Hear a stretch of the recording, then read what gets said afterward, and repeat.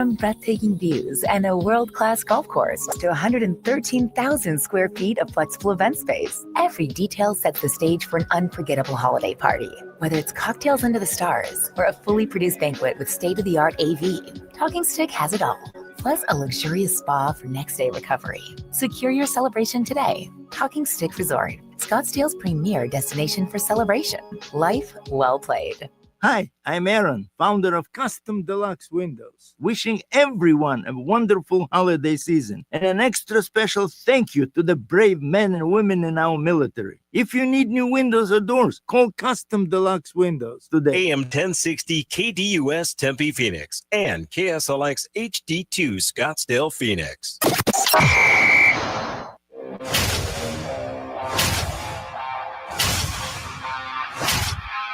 It's the lunch break.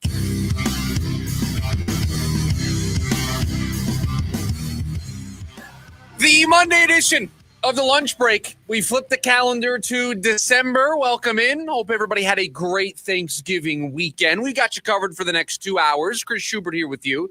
Producer Evans on the other side of the glass, ready to take your phone calls today.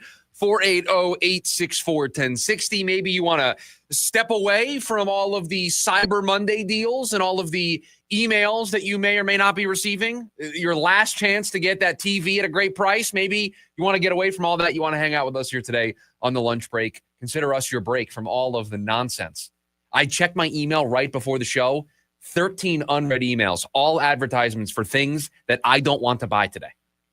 I'm not gonna lie. I went on a little bit of a shopping spree today, or just in general. Just over in the last general, couple over days? the last couple days. Over the last couple days, got some new clothes. Okay. Today was looking for a deal on a Suns hat. You were. I did remember hearing you say that during the morning meeting. You side quested into looking for a Suns hat. No deals on Suns hats. Any deal on Cardinals memorabilia now that they are officially? Yeah, Kyler Murray jerseys officially on sale. With that, we get into today's daily special. Time for our top story of the day. It's the Daily Special. Officially eliminated. You go to ESPN.com, you go to the NFL standings, and what are you going to see? An E next to the name, the Arizona Cardinals. Nobody else in the division has an E next to their name because all three of those teams have 9 victories this season. I'm sure we'll talk about what those teams did over the weekend during the NFL Rewind.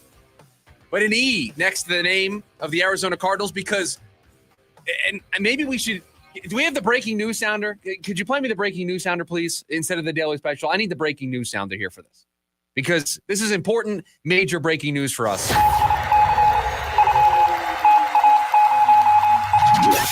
The Cardinals lost a close game in the fourth quarter. I know, major breaking news today here on a Monday, but the Cardinals played a close competitive game and could not close it out in the fourth quarter. Stop me if you've heard that before.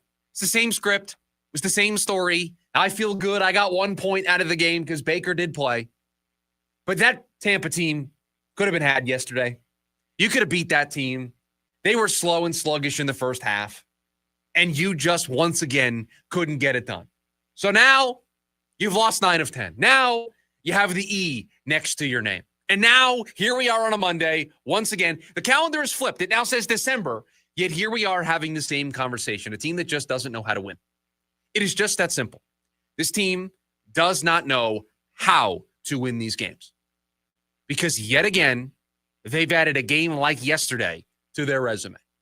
Just like against Indianapolis, just like against Green Bay, just like against Tennessee, just like, am I missing any of them? Just like last week against Jacksonville, when you won the turnover battle 4-0 and still lost the game. Just like every one of those games this season, this team in the fourth quarter does not know how to finish. They get the ball, a chance to either tie or take the lead, and it is 4 plays, and you're done. Game over. What more is there to say today about this team other than they are doing the same stuff over and over and over again? And we're going to talk about this later on in the show because it is a fascinating conversation to have. Is it time to start throwing around the T word when it comes to the Arizona Cardinals? Is that how we are supposed to view these games? Because I don't know how the hot seat's not warmer today than it was when we left on Wednesday. I don't know how the hot seat isn't about as hot as you can get in the NFL when you have lost 9 of 10 in year 3.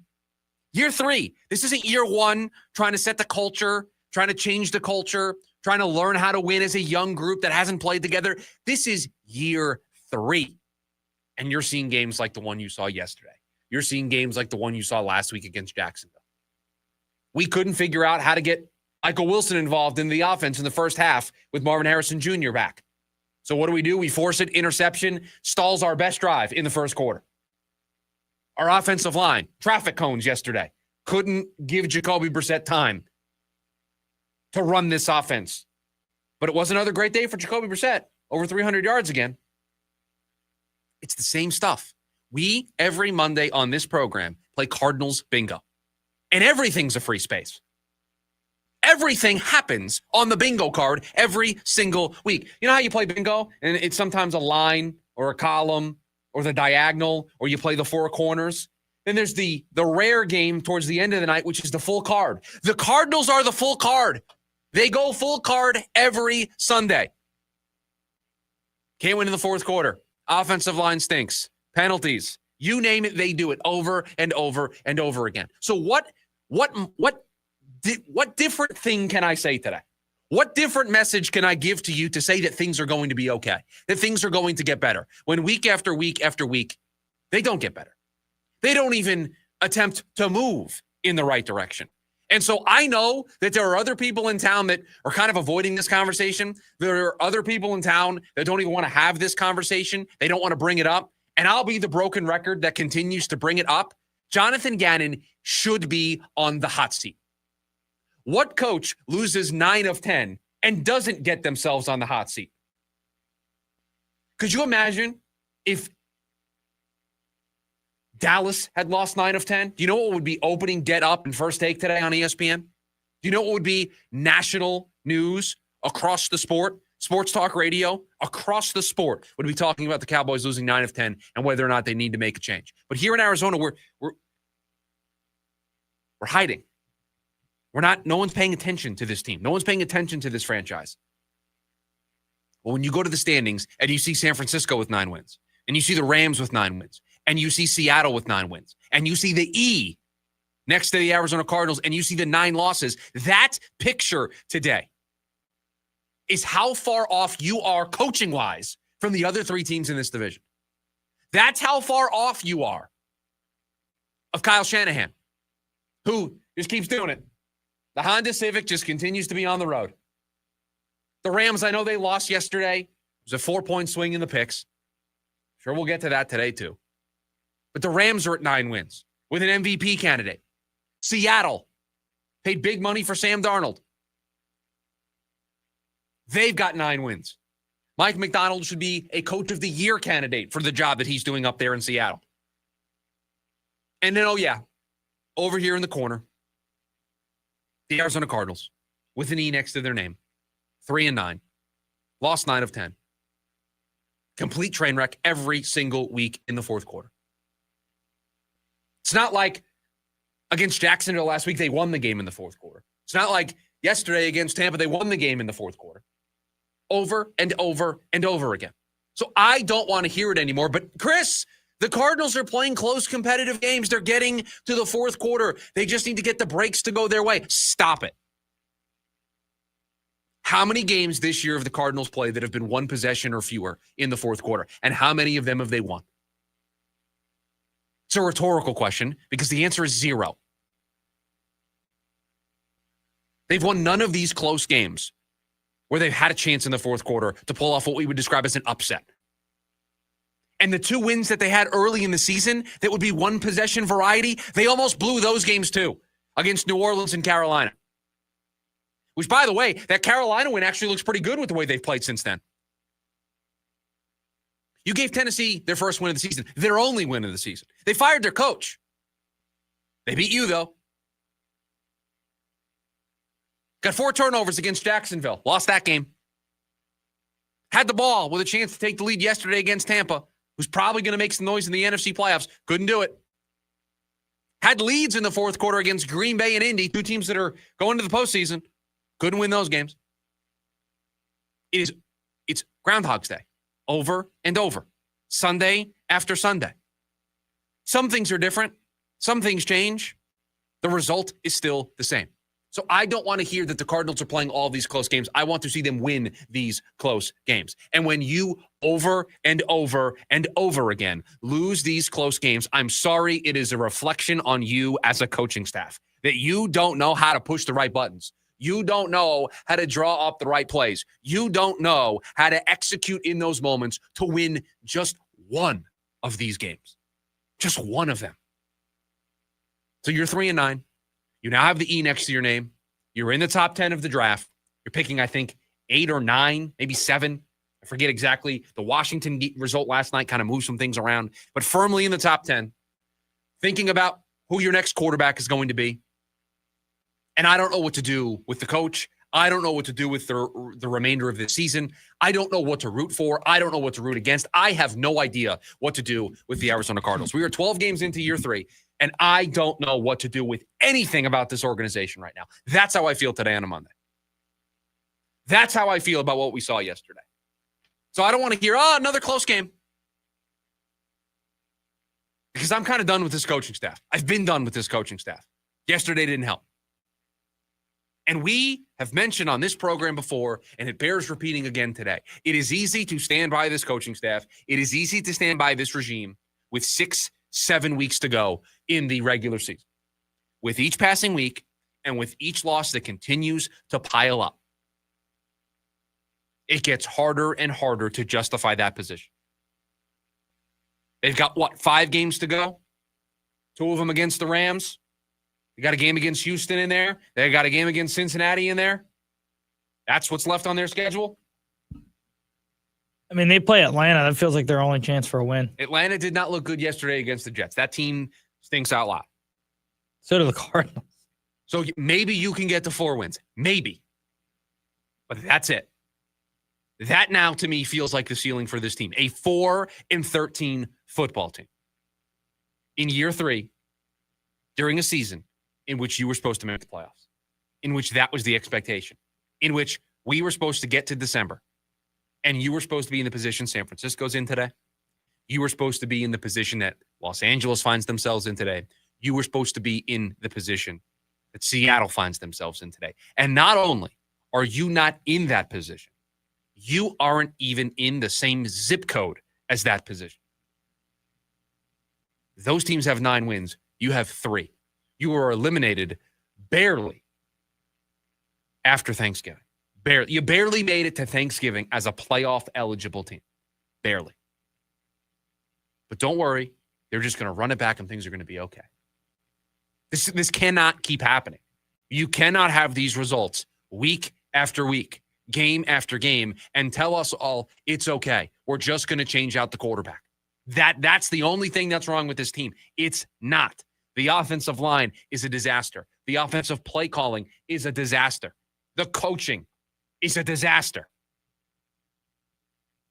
The inability to finish games is a disaster. I don't think this team right now under Jonathan Gannon knows how to win football games because this isn't just a 1-year problem.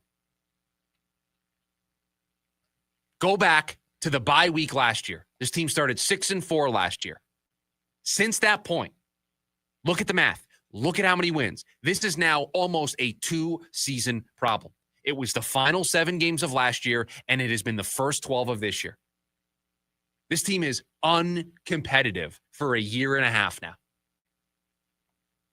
That's the state of affairs going into the final 5 games of the season. But it doesn't feel like anything's going to change. It feels like they're just going to run it back. So you can print off your bingo cards on a Football Friday. When we get to Friday, we'll print them off for you. You can print them out. You can sit there on Sunday because this is going to be more enjoyable than actually watching the game. So you can sit down. You can take out Sharpie. By the way, we're not using the Sharpie at all today. We'll get to that in a second.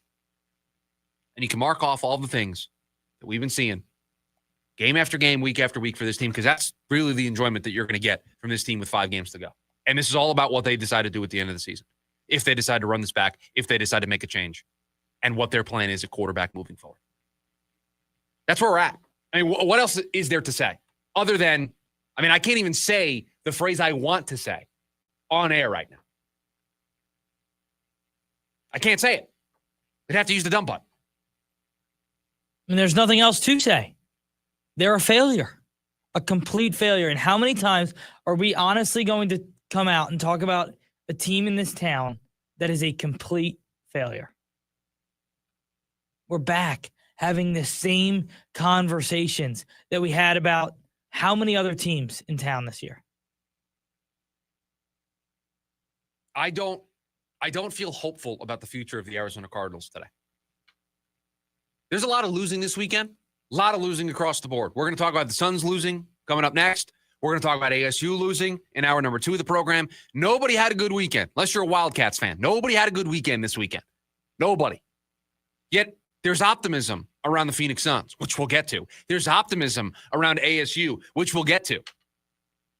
There's no optimism. What is there to believe in? Part of going through a season like this is that you can see the forest through the trees. You can see the light at the end of the tunnel. What is the light at the end of the tunnel? Is it a Fernando Mendoza? Is it a Ty Simpson? Is it a Dante Moore? Is it a trade for a quarterback? What is that light at the end of the tunnel? I don't see it right now. And if I can't see the vision, if I can't see the path forward, if I can't see how they're going to get out of this mess, it's hard to not want to. And we said this during the end of the year with the Suns last year. It's hard to not want to reach for the middle of the table and hit the big red panic button, hit the big red reset button, and start all over. It's hard to not think that with 5 games to go. But we'll see. We'll talk all week about the problems with this team. We'll talk all week about the big picture stuff with this team. We'll get to Friday, and we'll ask the same question. Can they find a way to win these close games? Can they keep the game competitive and this time find a way to win?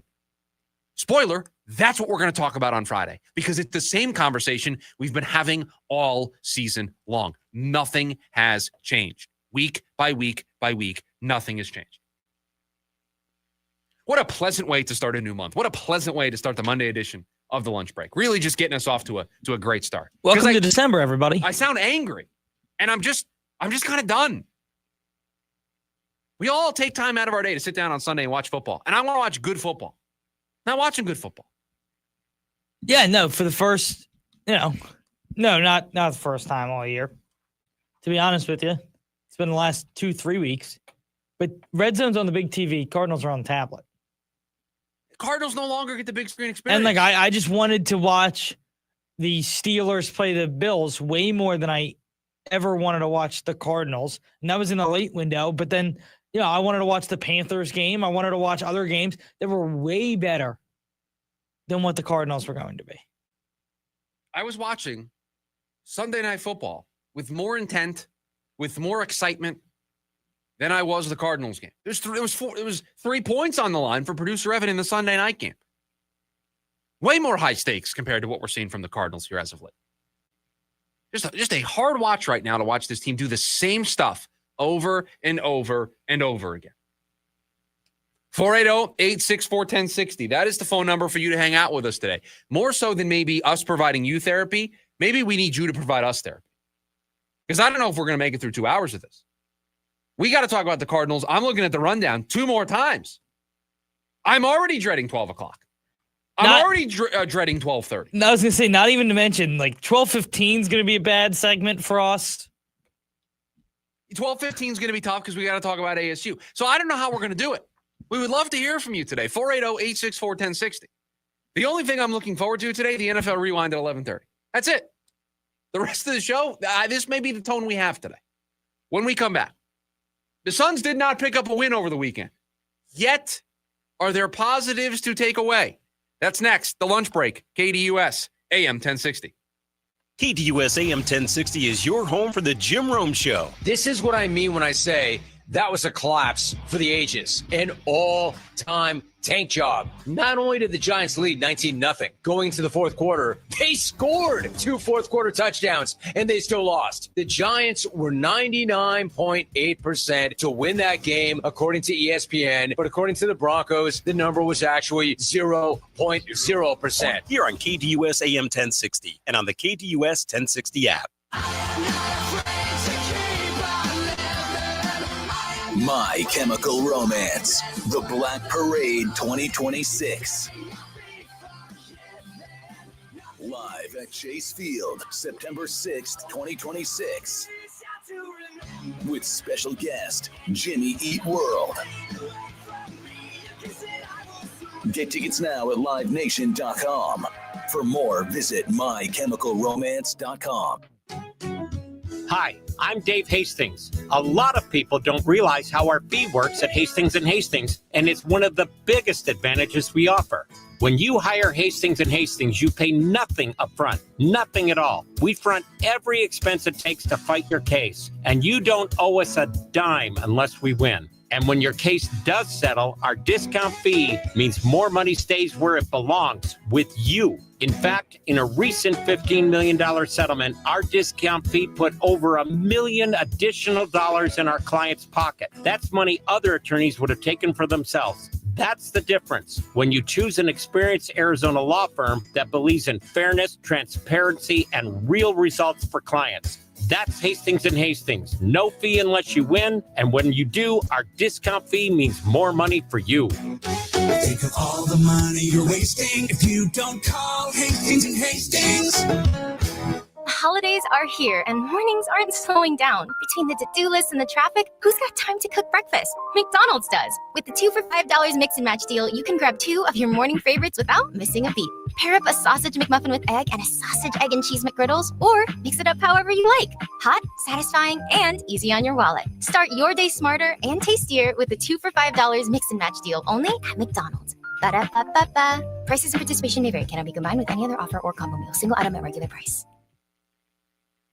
Weber filling in for Jim Rome with the Rome Report. Thanksgiving week is all about abundance, and for many of us, that means eating too much and watching too much football, but we don't want empty calories when it comes to pigskin, and we're getting closer to that becoming a reality in college football. Yes, the 12-team playoff has created more opportunities for teams to have a chance to compete for the national championship, but the trade-off has been a decrease in the importance of the regular season. With the inevitable next step of going to 16 teams in the playoff and absurd talk of 24 teams, the college game is running the risk of compromising what has made it unique for decades and has already sacrificed traditional matchups in the name of the almighty dollar. We know where the sport is going, but it doesn't mean we have to like it. So enjoy the games, but keep in mind, when it comes to the future, quantity in the college football playoff doesn't necessarily mean quality. I'm Brian Weber. O'Reilly. Protect your vehicle's engine with Syntec and O'Reilly Auto Parts. Syntec Premium Full Synthetic Motor Oil is formulated for today's engines. Right now, get 5 parts of Syntec Full Synthetic and a MicroGuard Select Oil Filter for just $32.99. Limit supply. See store for details. Choose Syntec exclusively at O'Reilly Auto Parts. O'Reilly Auto Parts. This is the story of the one. As an HVAC technician, he and his digital multimeter are in high demand. So when a noisy office HVAC turns out to be a failing blower motor, he doesn't break a sweat. With Grainger's easy-to-use website and product information, he selects the product he needs to keep everything humming right along. Call 1-800-GRAINGER, click Grainger.com, or just stop by. Grainger, for the ones who get it done.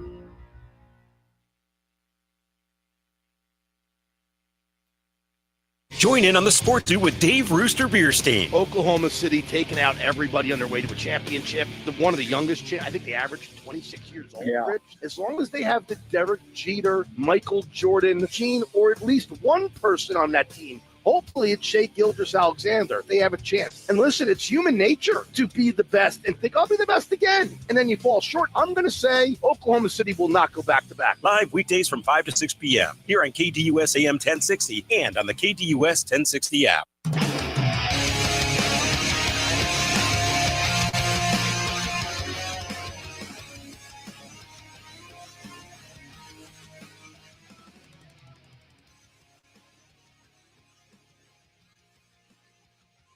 You know, producer Evan, we didn't get a win on Friday. We didn't get a win on Saturday. Now, I do get to retroactively go back and add the win for Wednesday on the sheet here for the Phoenix Suns. But despite not winning a single game over the weekend, losing in Oklahoma City on Friday, losing back home against Denver on Saturday, I got to tell you, I feel great about where the Phoenix Suns are at right now. NBA Cup bound Phoenix Suns knockout stage. Run it back with the Oklahoma City Thunder. Lost to the Thunder by 4? Is that right? I want to talk about that game in particular because going into the night, they had beaten Sacramento. Probably could have beaten Sacramento by a larger margin than they did. But it came down to, hey, you beat Oklahoma City, you're guaranteed to be in, you win the group. If you lose to Oklahoma City, if you keep it close, you feel really good about your chances because Memphis is playing the Clippers and their point differentials are just not where the Suns are. So as long as you keep it close and competitive, you're going to get in, especially if the Clippers win, who started the night with a -15. And you're watching the game and you're seeing who's out for the Phoenix Suns and you're wondering, can they do this in Oklahoma City? That Thunder team's on pace to win 78 games. They're on pace right now to go 78-4. It's insane. Like all-time level team right now you're seeing. And you went into Oklahoma City shorthanded. You went into Oklahoma City with the pressure of knowing that you either had to win or keep it extremely close. And you did that. You check that box. And so, yeah, they didn't pick up a win over the weekend. And I very much feel like what happened on Saturday is they emptied the tank on Friday. They're shorthanded. They came back home. They played a really good Denver team. And let's just call it what it is. They're not on the level of Oklahoma City. They're not on the level of Denver. That's not what this season is supposed to be. So I'm not shocked when they struggle against those teams. But I was impressed the fight that I saw from them on Friday, the energy that they played with on Friday, shorthanded, really didn't have business keeping that game close with Oklahoma City, but they did, and now they get to run it back. And if they can find a way to be healthy for that game, what's that going to be next week? It's going to be in the middle of the week next week when they run it back with Oklahoma City. You could be talking about a Suns team that could beat Oklahoma City and go on a run in the NBA Cup, because if you're Oklahoma City, do you want to go through all that? Do you want to have to travel to Vegas? Do you want to maybe have the time off and play different games and not have to travel? I don't know. I do think the Suns are playing hard for the NBA Cup. This show has embraced the NBA Cup. We love it. We're excited that the Suns are one of the final 8 teams, and they got into the knockout stage. They can beat, from what I saw on Friday, they can beat Oklahoma City in that cup match. They can do it. Yeah. On any given night, it feels like the Suns could beat most teams around the league. And that's what we wanted from this team. Like, I don't know about you guys, about the listeners of this program, about you. It was hard not to be really proud of where this team was on Friday night. They went 10-4 in the month of November. 10-4. And you play who's on the schedule. I get it that they had the Clippers twice. They had New Orleans. They had Dallas. They had Indiana. I get all that. They also beat Portland in Portland. They beat Minnesota in a cup game. And they beat San Antonio. And then they went to Sacramento and beat them on the road in a cup match. How could you not be proud of what you're seeing? How could this not exceed every single expectation that you have for this team? And I know, terrible, awful weekend. Didn't win at all. Lost to Oklahoma City. Feel like you could have stole that one. Really didn't play competitively against Denver. I think you just ran out of gas. I think you ran out of steam. Another back-to-back. That, to me, is what that game is. We'll see if it transitions over. But you start tonight. By the way, everybody, tonight's game's on Peacock. Just want to get that out there so everybody knows ahead of time. 8 o'clock tonight, they play the Lakers on Peacock. This is another good test for this team. Now, I don't think long-term, when I say long-term for the remainder of this season, I don't think they're on the level of Oklahoma City or Denver. I think those teams are great. I think the Lakers are starting to show that they could be in that tier as well. They've been really good. Austin Reeves and Luka Doncic are a problem. They are a problem. Oh, that team is really good. And they've got LeBron back, and he's kind of, I don't want to say playing second fiddle, but he's not really being asked to take over games. And it feels, which is the scariest part of it all, it feels like he's embraced that role. Right. And it feels like he's saving something in the tank for when he absolutely needs it. And so this is a tough matchup tonight for the Suns, but you went 10-4 in the month of November. Next week, you're going to be playing NBA Cup quarter-final matchup. You're a rematch against Oklahoma City. And you feel like with the way they played against them on Friday, they can win that game. How do you not feel over the moon about what you're seeing? Now, you lose tonight. It's a 3-game losing streak against some really good opponents. I think we'll come in here tomorrow and say, hey, this is just kind of who you are as a team. You kind of hit your ceiling earlier in the year than we expected. And this is where you're going to hover for most of the year. You're going to be good enough to beat all those teams behind you. You're going to be good enough to hang around the teams in the middle class with you, but you're not on the level of the teams towards the top end of the standings. And that's okay. 480-864-1060, the phone number for you to join us here today on the program. A lot of NFL action to catch up on. We got to go all the way back to Thanksgiving, talk about those games, the Black Friday, everything we saw yesterday in the NFL. We call it the NFL Rewind, and we get to it next. It's the lunch break, KDUS, AM 1060. It's the Dan Patrick Show. Shohei Ohtani had 2 home runs, 2 doubles. They also walked him 5 times, 4 intentionally. They've gotten to the point where he's getting Bonds treatment. I want you to pitch in shame. If you're going to intentionally walk him, I want you to throw the 4 pitches that look silly because you don't want to face him. I don't want it to be, hey, we're going to walk him and I point him to first base. Nope. I want you to acknowledge that you can't get him out and you throw those 4 pitches. Weekdays, 7 to 10 a.m., right here on KTUS AM 1060 and the KTUS 1060 app. The other day, I couldn't find my belt, and my wife found my belt, and as she brought it to me, she said, "Where would you be without me?" And I wanted to say, exactly here without the belt. In fact, I would have the belt because I would know exactly where it was in yesterday's pants on the floor. But now, we're not allowed to leave yesterday's pants on the floor, so I need a National Treasure-style map to find my one lousy belt. Seth Meyers, live on stage, Saturday, March 14th, Talking Stick Resort. Tickets are on sale now at TalkingStickResort.com. Mike Rowe here with a name everyone should know, Groundworks. The foundation and crawl space repair experts are coming soon to Phoenix. So if you've got a musty crawl space or cracks in your walls, these are the guys to call. And right now, Groundworks is hiring for all positions. If you're looking for a career, Groundworks is the place to do it. You can go from installer to foreman in under a year and become an owner of the company you work for. Apply now at groundworks.com/careers. Licensed in all states where work is performed. See website for details. Hi, I'm Andy, your friend and jeweler at Shane Company. As a product development manager, I make sure every piece of fine jewelry at Shane Company is meticulously designed for quality. From 14-karat gold chains, pearl necklaces, diamond studs, and of course, dream engagement rings. We know you can get your holiday gifts anywhere these days, but knowing your loved one's gift was crafted by master jewelers, it's a difference everyone can see and feel, no matter the price. All of our fine jewelry begins with a vision by our in-house designers. Then, we ensure each piece meets our high-quality standards every step of the way, including the smallest details. It's why our jewelry comes with our all-inclusive, free lifetime warranty that covers everything and doesn't cost a dime. At Shane Company, there's no shortcuts, just craftsmanship. Because a friend wants your fine jewelry to be nothing short of perfect. Come see for yourself. Visit us in store or at shaneco.com. Shane Company, your friend and jeweler. Hey, Benjamin, we've got a surprise for you. What? You've got brothers! Huh? $50 and $200 bills just like you! Hey, what's up? What? We just got them for joining America First Credit Union and opening a new checking account. And you're all gonna live together at America First. What? This is nice. For a limited time, new members get a $250 cash bonus when they open a checking account with direct deposit or $50 with a youth checking account. So head to AmericaFirst.com and get your money working today. Membership eligibility, terms, and conditions apply. Federally insured by NCUA. At Zoo Lights, the Phoenix Zoo has everything you need to celebrate the season. Embrace the holiday spirit as millions of twinkling lights transform the zoo into a winter wonderland. With over 2 miles of glimmering tree-lined trails, dozens of animal lanterns, and the tallest floating tree in North America, featuring an all-new Lake Lights show. Warm up with s'mores, sip hot cocoa, and of course, get your photo with Santa. Zoo Lights, presented by SRP. Timeless tradition, endless wonder. Get tickets now at phoenixzoo.org.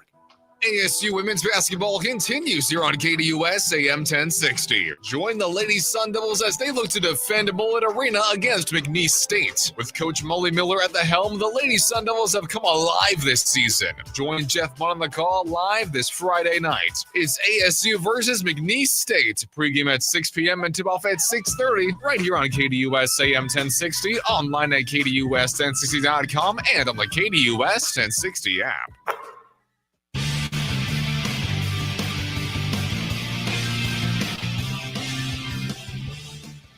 Lots of football action to recap.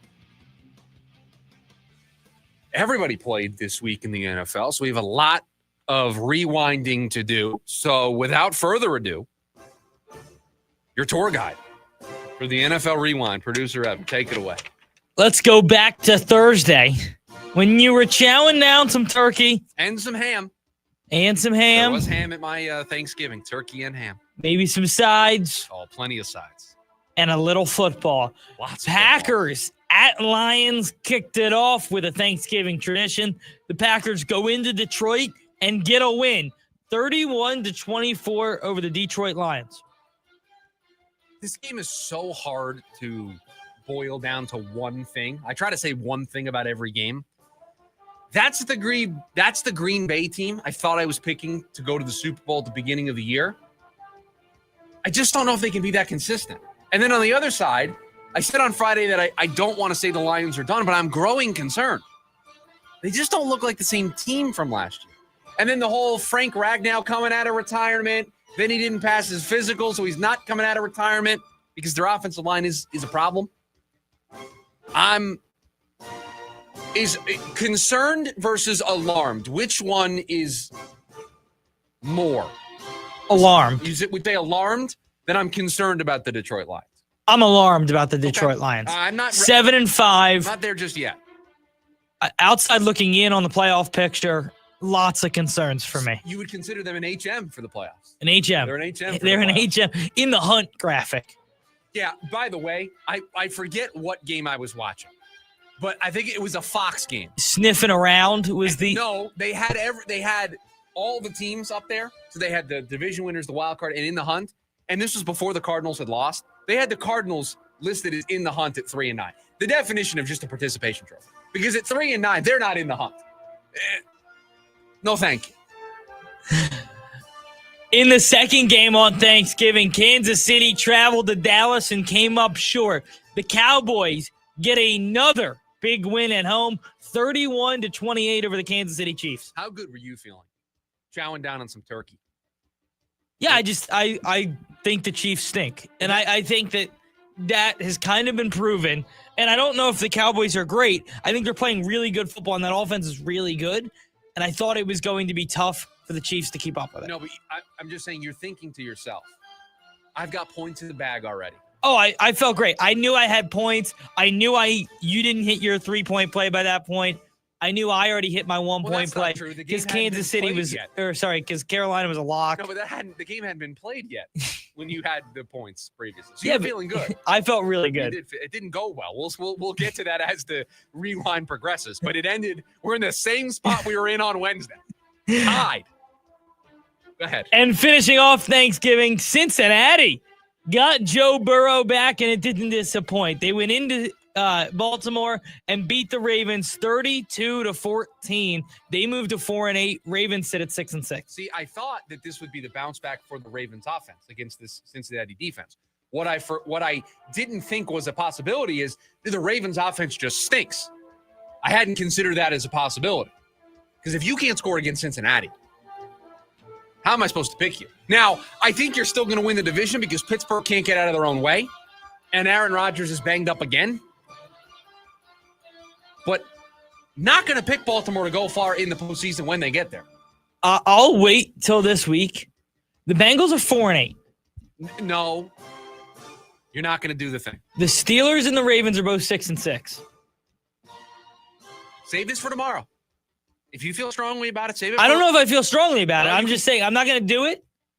It's an interesting conversation. I'm just telling you, if you were going to do it, save it for tomorrow's show. Save it for an Overreaction Tuesday. Because I know what you're thinking. And I thought about it too. You did? I did. I considered it. On Friday, little Black Friday football, the Chicago Bears headed to Philadelphia and took care of business. 24-15 over the Eagles. And I got to ask the most head-scratching play of this whole game. Okay. Why did the Eagles go for 2? I'm just confused. Because I have the standings up here in the playoffs. And there's E's next to the Cardinals, the Saints, and the Giants, but there's no E next to the Eagles. Because their season's done. I don't know why the E's not there. No. First round exit for sure. I don't know why we just don't have the E there because that team's not going anywhere in the postseason. Nowhere. Unless, again, Fire the offensive coordinator, and maybe you will. Reports of people throwing rocks at his house. Can we not do that? Can we not do that? Can we be decent human beings and not do that? Just call into Philly Sports Talk Radio and demand him to be fired, because you wouldn't do that for anybody else in any other profession. But can we draw the line of throwing rocks at people's houses? That feels a tad aggressive. Can that be the line that we draw? And it's unconfirmed if that was his house. But if it ends up being is true, it worse if it's not his house? Well, I don't. We live in a world where you can just AI video, so I don't know what's real anymore. I don't know. It's hard to tell on Twitter. But the E needs to be next to the Eagles' name, and I'm surprised it's not. How about this? The Bears, the 1 seed in the NFC. You know what? I'd like to apologize to the Chicago Bears. Although I still think they're in the same bucket as the Denver Broncos for me. They take the ball away, and I'll tell you something, they run the ball way more effectively than the Broncos. Because their quarterback cannot throw the ball. He's a better thrower of the football than Bo Nix. Whether you think he's a better quarterback, I don't know. He's a better thrower of the football. That's not a high bar to clear. So congrats to the Bears. They're the 1 seed. But I'm not. They'll be playing in the divisional round. Right now they will be, yes. The 49ers headed to Cleveland and got the Honda Civic back on the road and running forward. A 26-8 victory over the Browns. I told you this on Wednesday. This was such a mispriced number, and it was all because he threw 3 picks on Monday Night Football? To the Panthers, obviously. The Browns stink. This game was the lock. You want to know what? I didn't check on the score of this game once. The early window was over. I checked the score, and I was like, great, 2 points for me. Easiest 2 points of my life. A lot of conversation in the AFC South now. The Jaguars took care of business over the Tennessee Titans to move to 8-4. They won this one 25-3 on the road. And they now find themselves as the 3 seed because of what happened to Indianapolis a little bit later on in the day. So they are right now hosting a playoff game. And you know who they would host that playoff game against? The Indianapolis Colts? The Indianapolis Colts, a little divisional clash on Wild Card Weekend. That would be... Talk about the Monday night game on Wild Card Weekend. There you go. Michael brings up a great point. You got to watch out for that Honda on the road. I mean, it comes out of nowhere. No one's talking about it. Nobody talks about Nobody talks about the Honda Civic that is the San Francisco 49ers. The Texans went into the Temple of Doom and took care of business. A 20-16 victory over the Indianapolis Colts. And I got to tell you, this Texans defense, it doesn't get talked about with the Broncos or some of these other teams. They are as good, if not better, than most of those teams. I think it's important to view any of these games that have playoff implications through the lens of what they do to the playoff odds and what they do to the current playoff situation. Texans are now 7-5 with this win.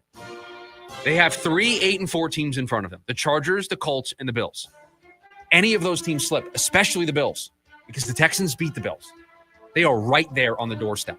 Now, Pittsburgh and Kansas City have kind of fallen out of it, but Houston is right there to take advantage. And when they have a defense that is playing that well, and they've played that well all season long, they can win any game on their schedule. From a pass rush standpoint, they feel like one of the best in football. I mean, let's see what they have left.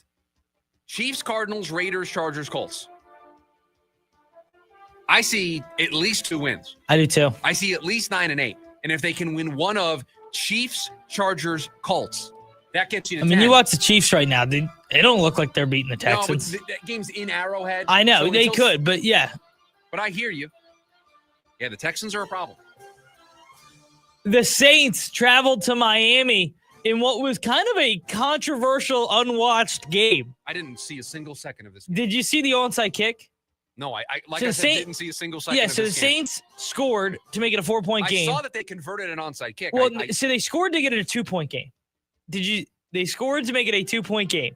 They went for 2 to tie the game. Pick 2. Miami so now it's a back. 4-point game. 4-point game. So they onside kick it. Get the onside kick. They get the onside kick. Here's the crazy part. The ball didn't go 10 yards.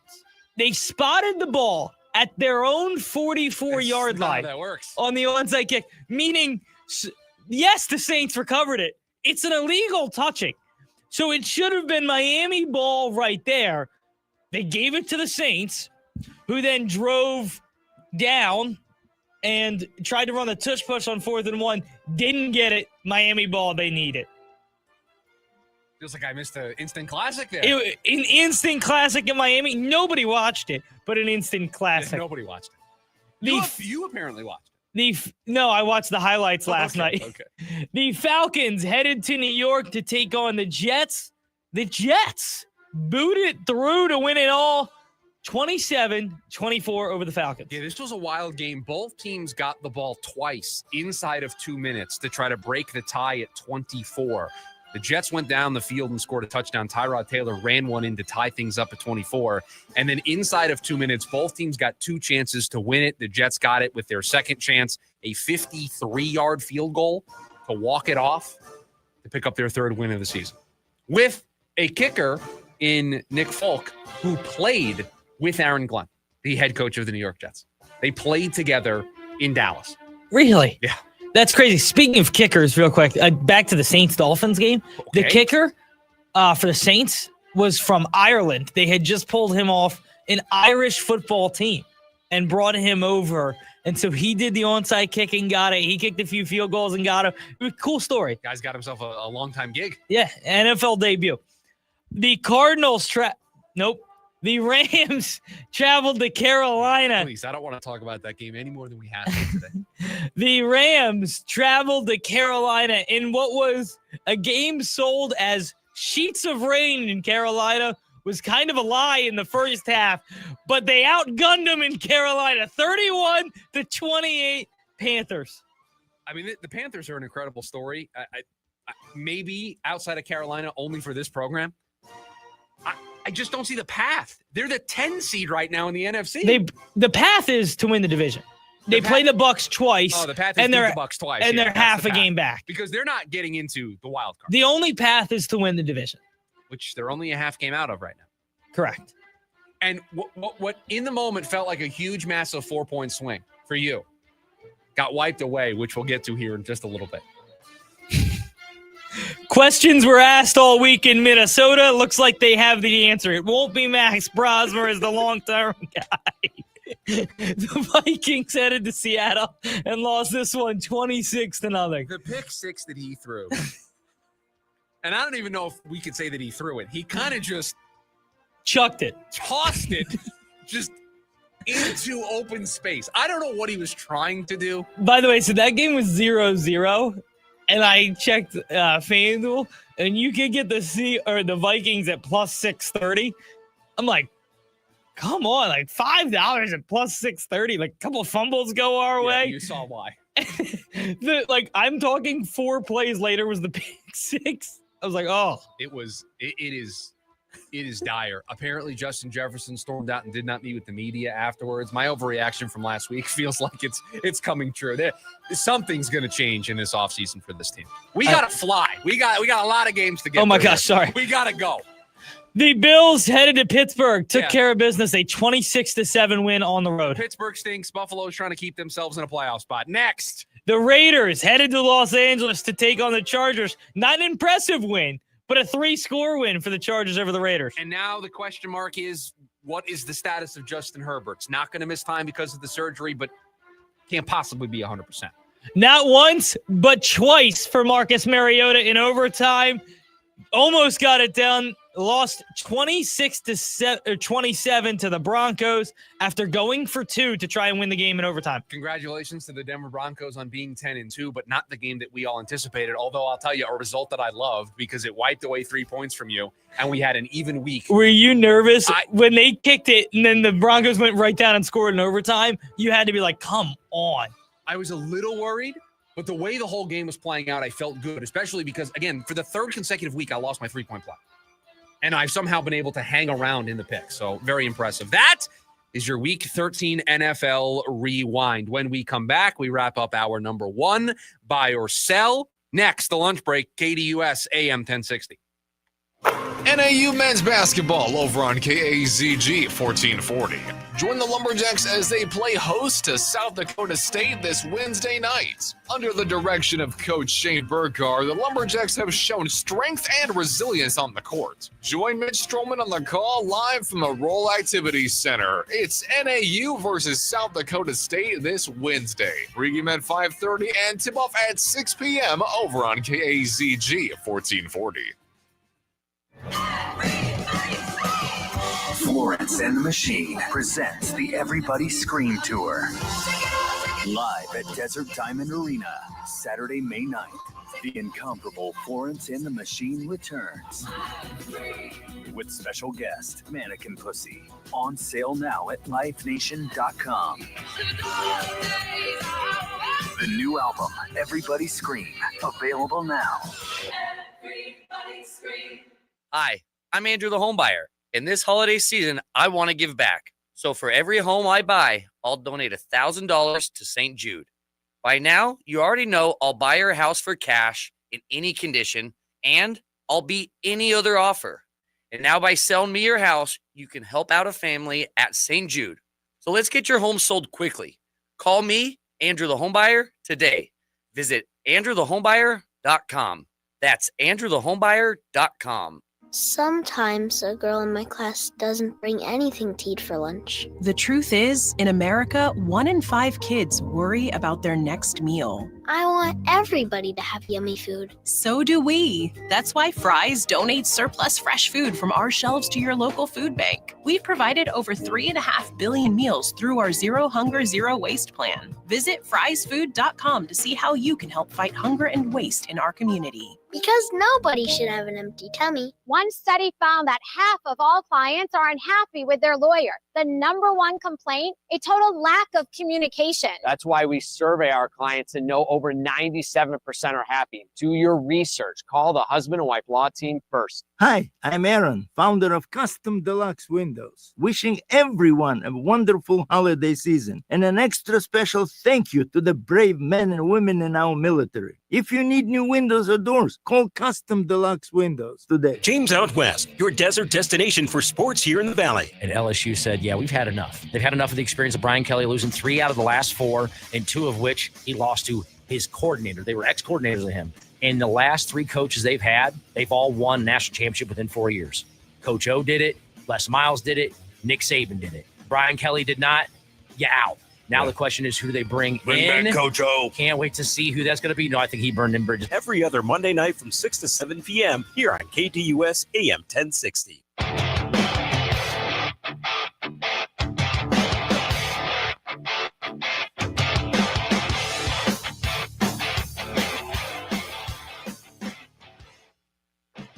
Back here on the lunch break, KDUS AM 1060. Chris Schubert with you. Thanks for hanging out with us here today on the program. Wrapping up hour number 1 here of the show. A little buy or sell.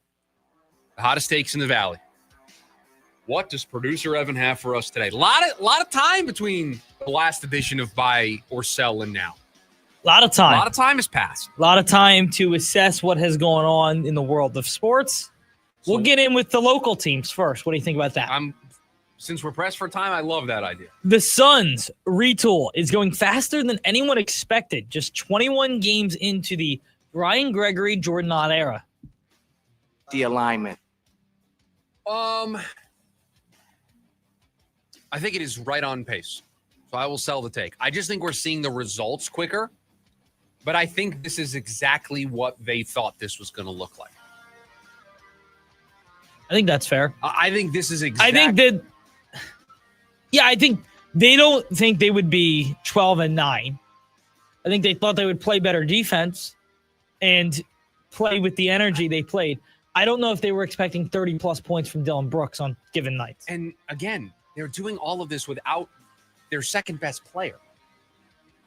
Like, Jalen Green isn't a role player that's out. No, he's a Jalen Green is real NBA solid starter and the second best scoring option on not only this team, but would be on multiple teams across the league. Who's 23 years old.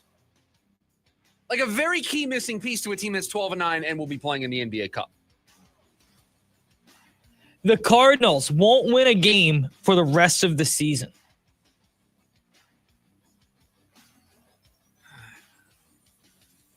Yeah, bye. I had to do that one to you. I'm sorry. I'm not picking this team to win a game right now. Ooh, Atlanta's got more wins. Atlanta has more wins than the Arizona Cardinals, and the Arizona Cardinals lost to the Tennessee Titans. Atlanta beat the Bills. Feels forgotten about now, but yes, they beat the Bills. The Cardinals lost to the Tennessee Titans, who have 1 win. It almost lost to the Saints, who only have 2 wins.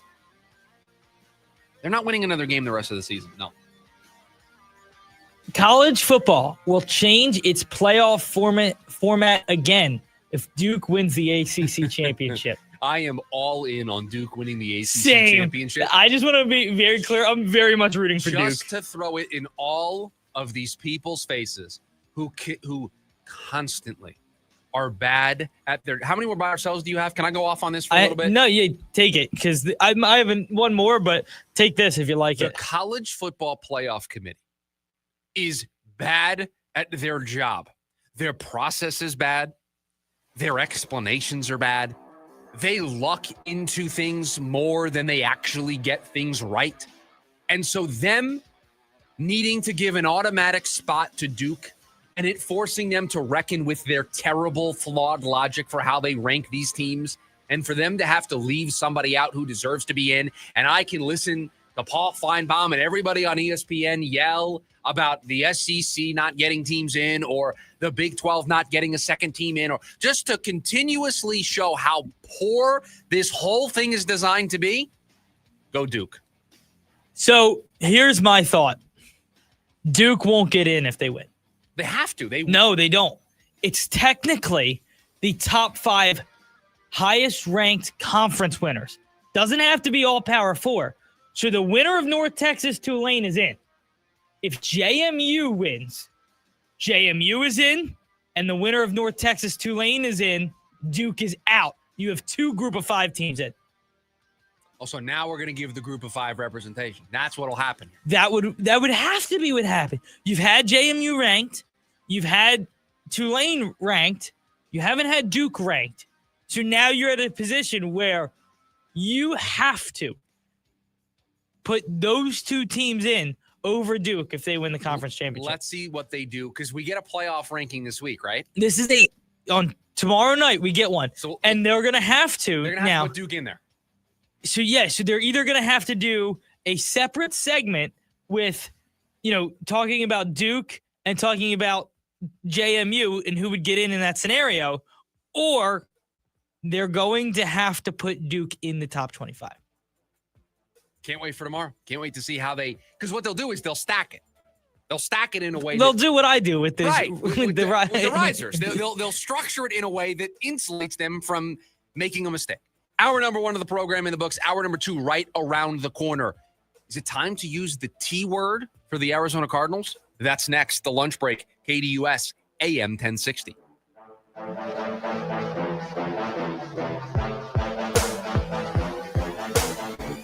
AM 1060 KDUS Tempe Phoenix and KSLX HD2 Scottsdale Phoenix.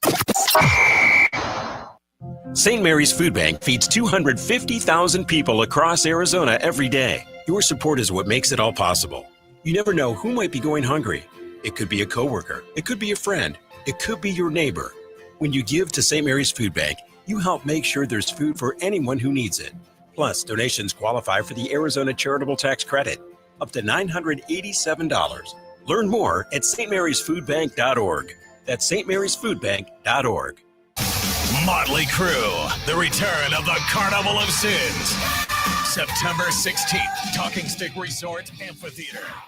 The Crew celebrates the 20th anniversary of Carnival of Sins.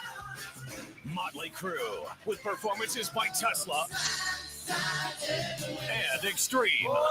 Tickets on sale now at livenation.com. Motley Crue, part of the America First Credit Union concert series. To 15-year-old Harper, buying an $80 vintage rock t-shirt is a great investment. To Harper's mom, this logic has a few holes in it. So she helped Harper open a Wells Fargo Clear Access banking account. With no overdraft fees and tools to track spending, Harper's learning, one heavy metal tee at a time. However you make money work, Wells Fargo can work with that. Terms apply. Visit wellsfargo.com/deposit disclosures for fees and details. Fridays at 5, I'm out exploring. From hiking up Camelback to skiing at Snowbowl, the adventures never stop with AAA.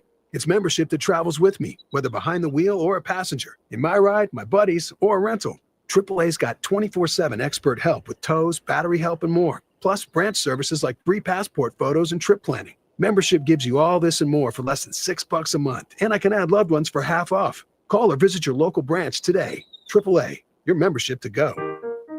I was in a wreck. I need a check. I was in a wreck. I need a check. I was in a wreck. I need a check.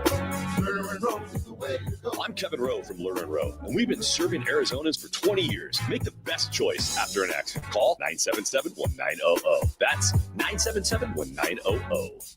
Lerner & Rowe is the way to go. Call 977-1900. 977-1900.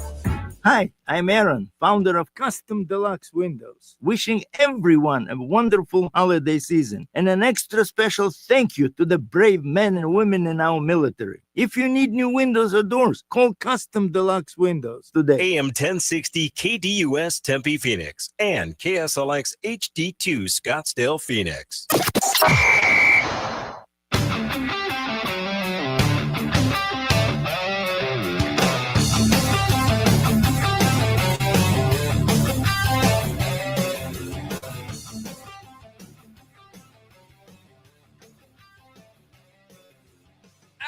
Number 2 of the lunch break here on KDUS AM 1060. Chris Schubert with you. Thanks for hanging out with us today. We flipped the calendar. It is now December 2025.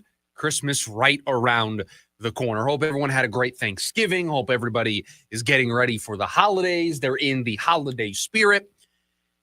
I'm trying to be as positive as I can today on the program. I think I was extremely negative in the first segment. And producer Evan, I worry that I'm going to be negative here again because we are going to talk about something that I think is I'm going to use the analogy from earlier in the show.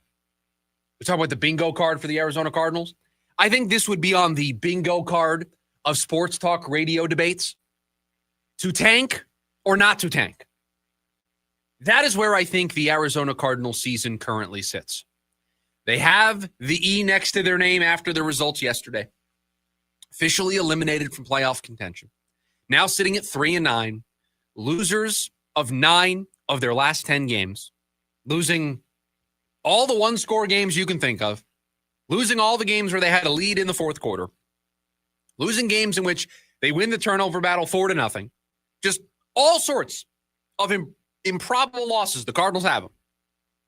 So what should they do over these final 5 games?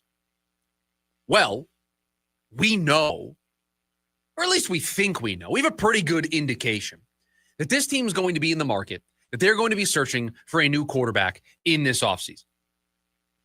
Now, the best way to find a new quarterback is to draft somebody who can be your franchise quarterback so that you have that window with a quarterback on a rookie deal and you have long-term stability. So ideally, this team would be in a position to draft a quarterback next spring. Right now, producer Evan, if you could pull up tankathon.com and just check me on this.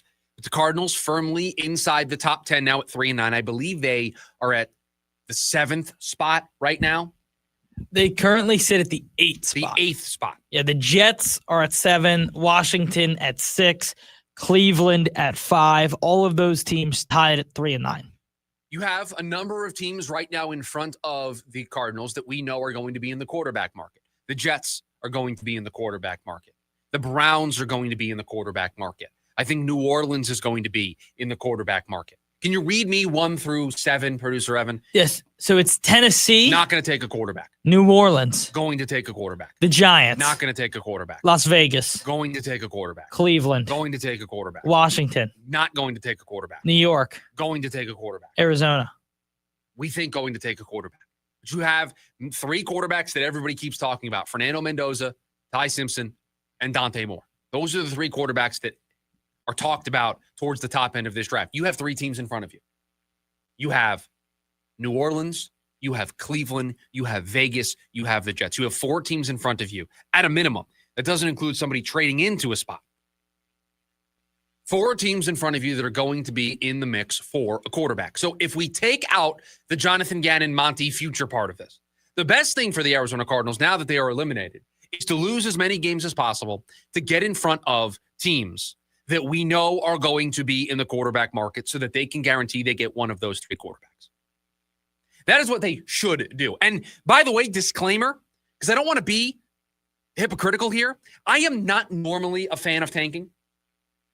I am not normally team tank because getting the number 1 overall pick doesn't mean anything. The Jacksonville Jaguars still trying to break through with Trevor Lawrence. Patrick Mahomes not taken with the first overall pick. Lamar Jackson not taken with the first overall pick. Josh Allen not taken with the first overall pick. Pick your favorite quarterback right now in the sport. Most likely not taken with the first overall pick. You do not need to pick number 1 overall. So I'm not normally team tank. I'm normally team win games, develop a culture, learn how to win. Those are important things. But in the case of the Cardinals, here's why I would advocate for team tank today.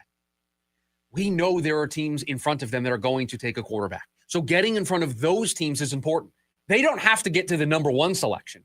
They just need to be in front of 2 of Vegas, Cleveland, New Orleans, and the Jets to guarantee that if they want or like any of these 3 quarterbacks or all 3, they can get one of those guys or at least be closer to being in a position to trade up to get one of those quarterbacks. Now, here's the problem, though, with Team Tank. Here is the problem with advocating for the Cardinals to lose out the rest of the way, or to, when you sit down on Sunday, kind of root for your team to lose, not be annoyed when they win. If they lose out, are they going to keep the coach? Are they going to keep the GM? The coach and the GM have a different incentive right now than the organization does. The coach and the GM have the incentive to win as many games as possible to make sure they have a job next season. The organization right now has an incentive to lose as many games as possible to put themselves in a position to draft a quarterback. Now you have 2 incentives that are at odds at one another. Now, there is an easy fix to this. I don't think anyone's going to like what I'm going to suggest, but there is an easy fix to this.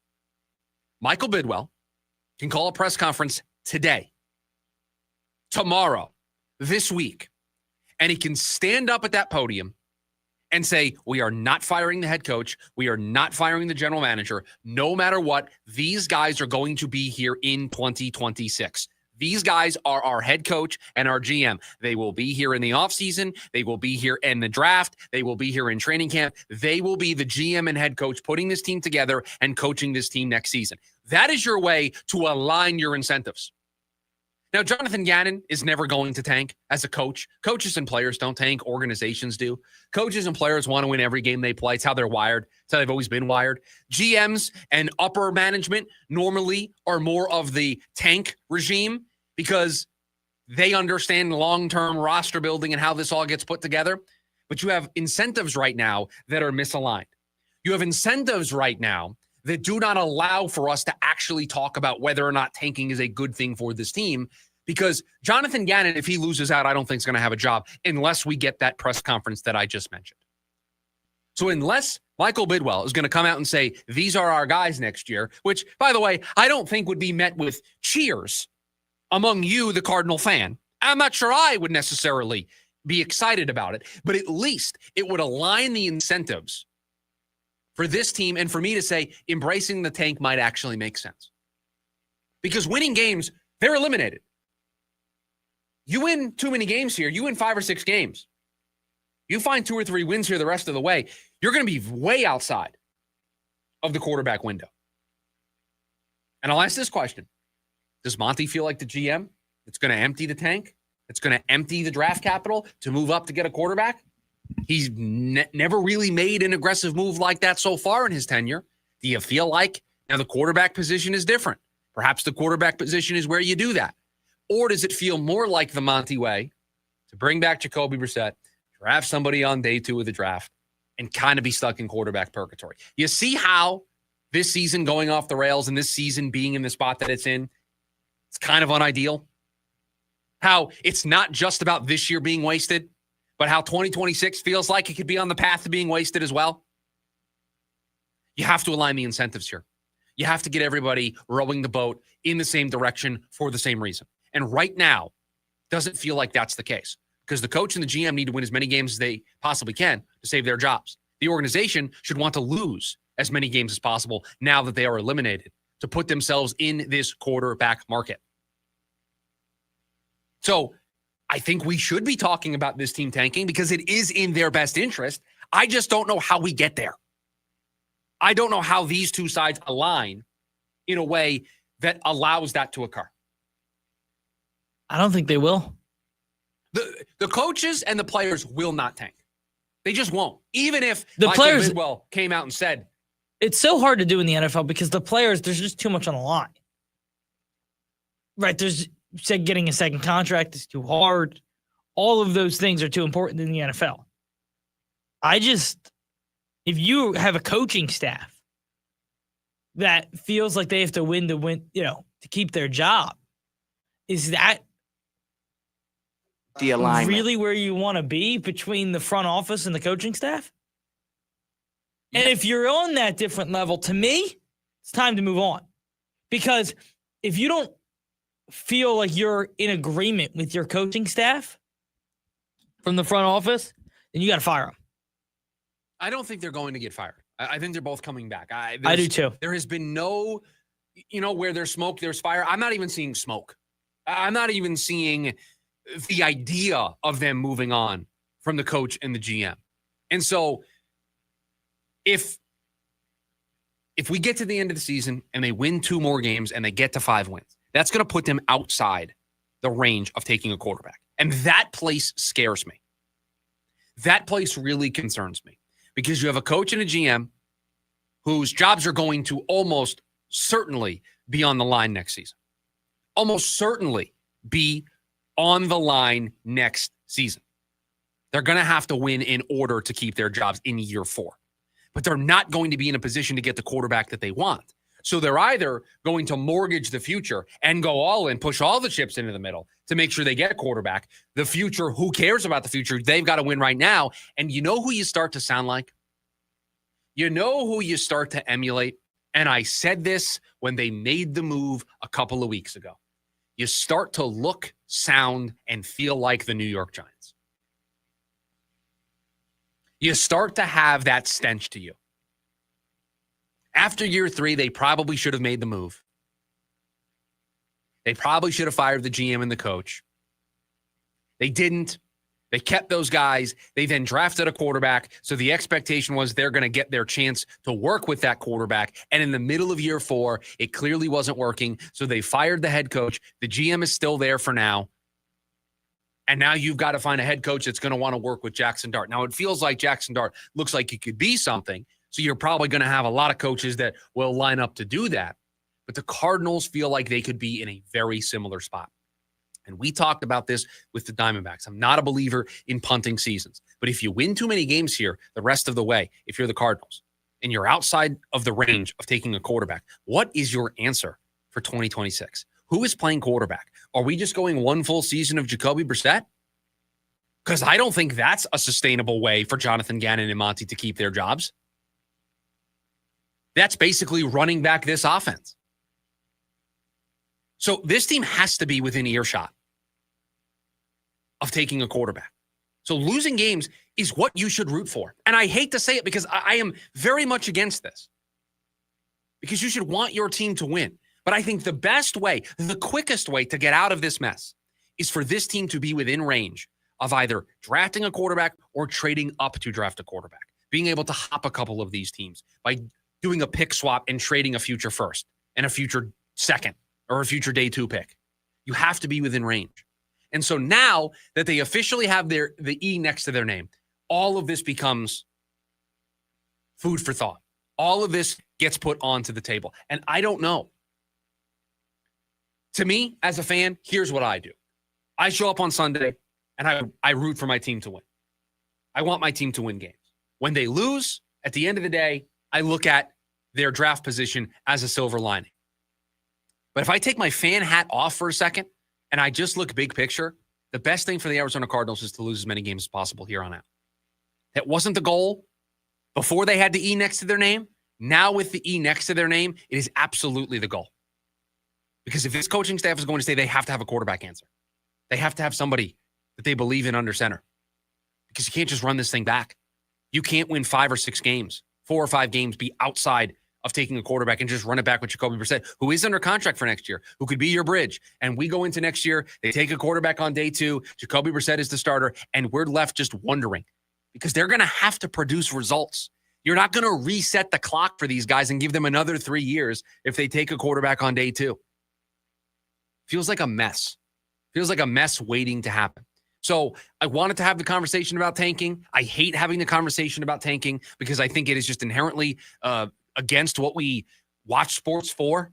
We want to root our team on. We don't want to root against our team. And I'm not telling you, I would never tell you to root against your team. I think you should root for the Cardinals to win as many games as possible because that's going to make you feel good about this coaching staff running it back. And you should want them to win as many games as possible and say, we'll figure out the quarterback stuff.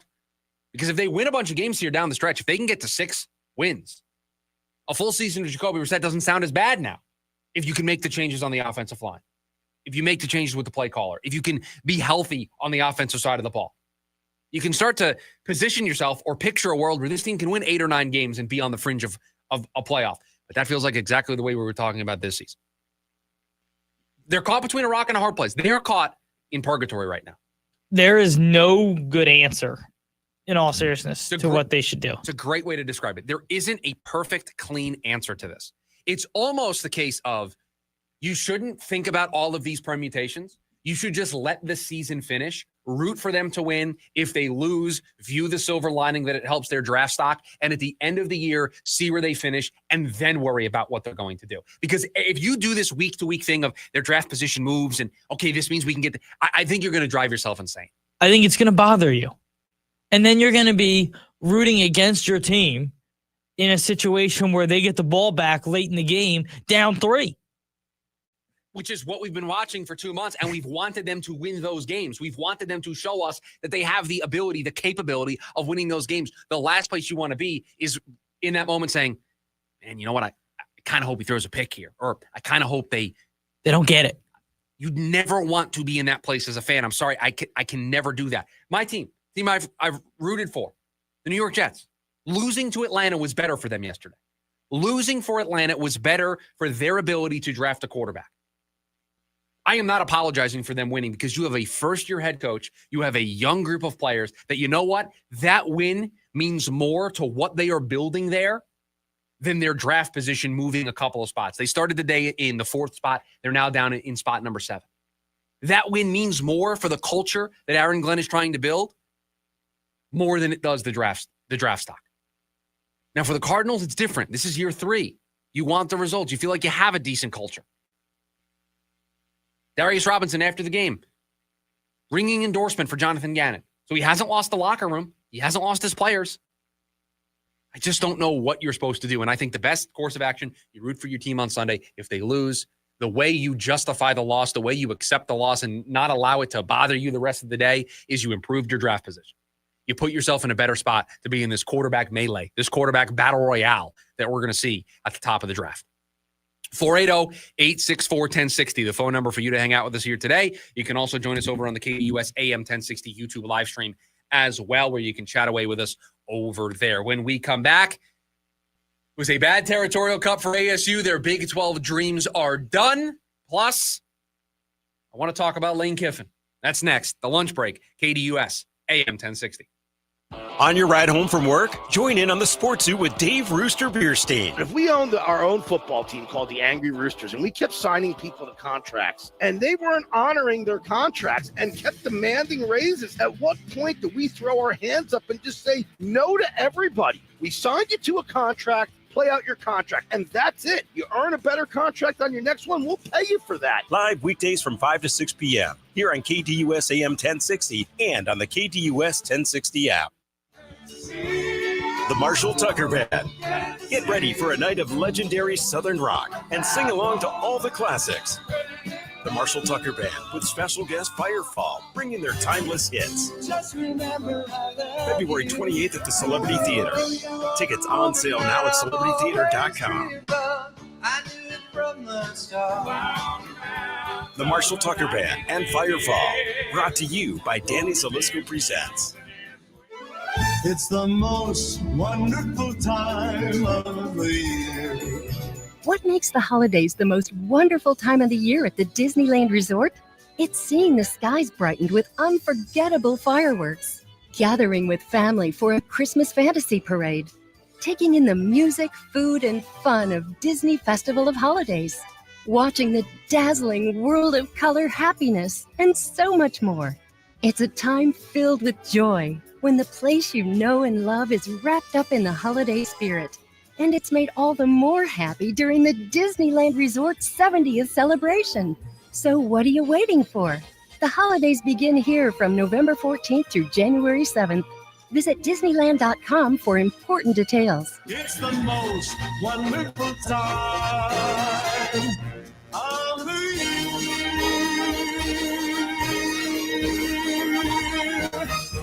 Hi, I'm Emily, your friend and jeweler at Shane Company, where a small box with a burgundy bow will help you win the holidays. As an in-house designer, I love creating meaningful, fine jewelry gifts. Choose a necklace with a gorgeous infinity charm to symbolize your everlasting love. Or go for a personalized piece with an engraving, their zodiac sign, favorite color gemstone, or their initial accented with pave diamonds, because a friend wants you to be a holiday hero. Stop by or shop now at shaneco.com. Shane Company, your friend and jeweler.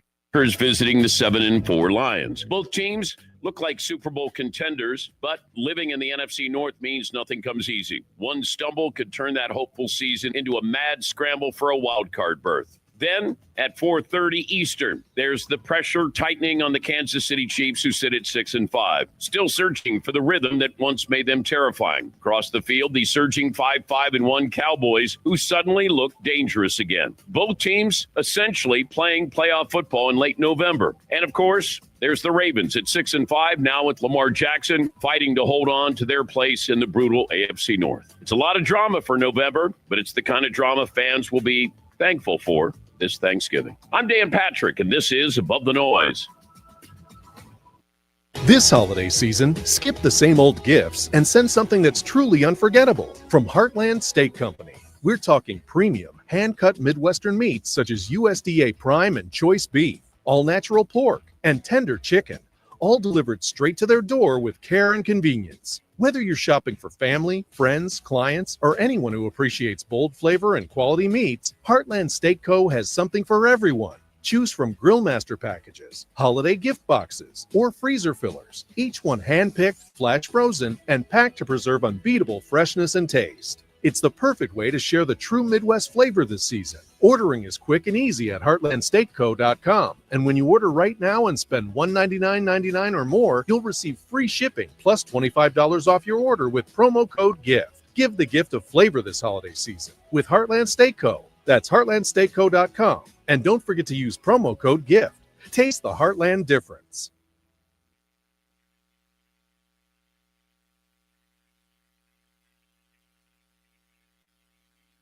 The Varsity Sports Show with Vince D'Alessio is your hub for everything high school and college sports. Join Vince and friends as they give you the full picture on student athletes and where they're heading. Live interviews with coaches across the valley. Asking some of the tough questions. Varsity recaps and in-depth interviews with tomorrow's sports stars. The Varsity Sports Show with Vince D'Alessio. Live every Saturday morning from 9 to 11 a.m. Here on KDUS AM 1060 and on the KDUS 1060 app.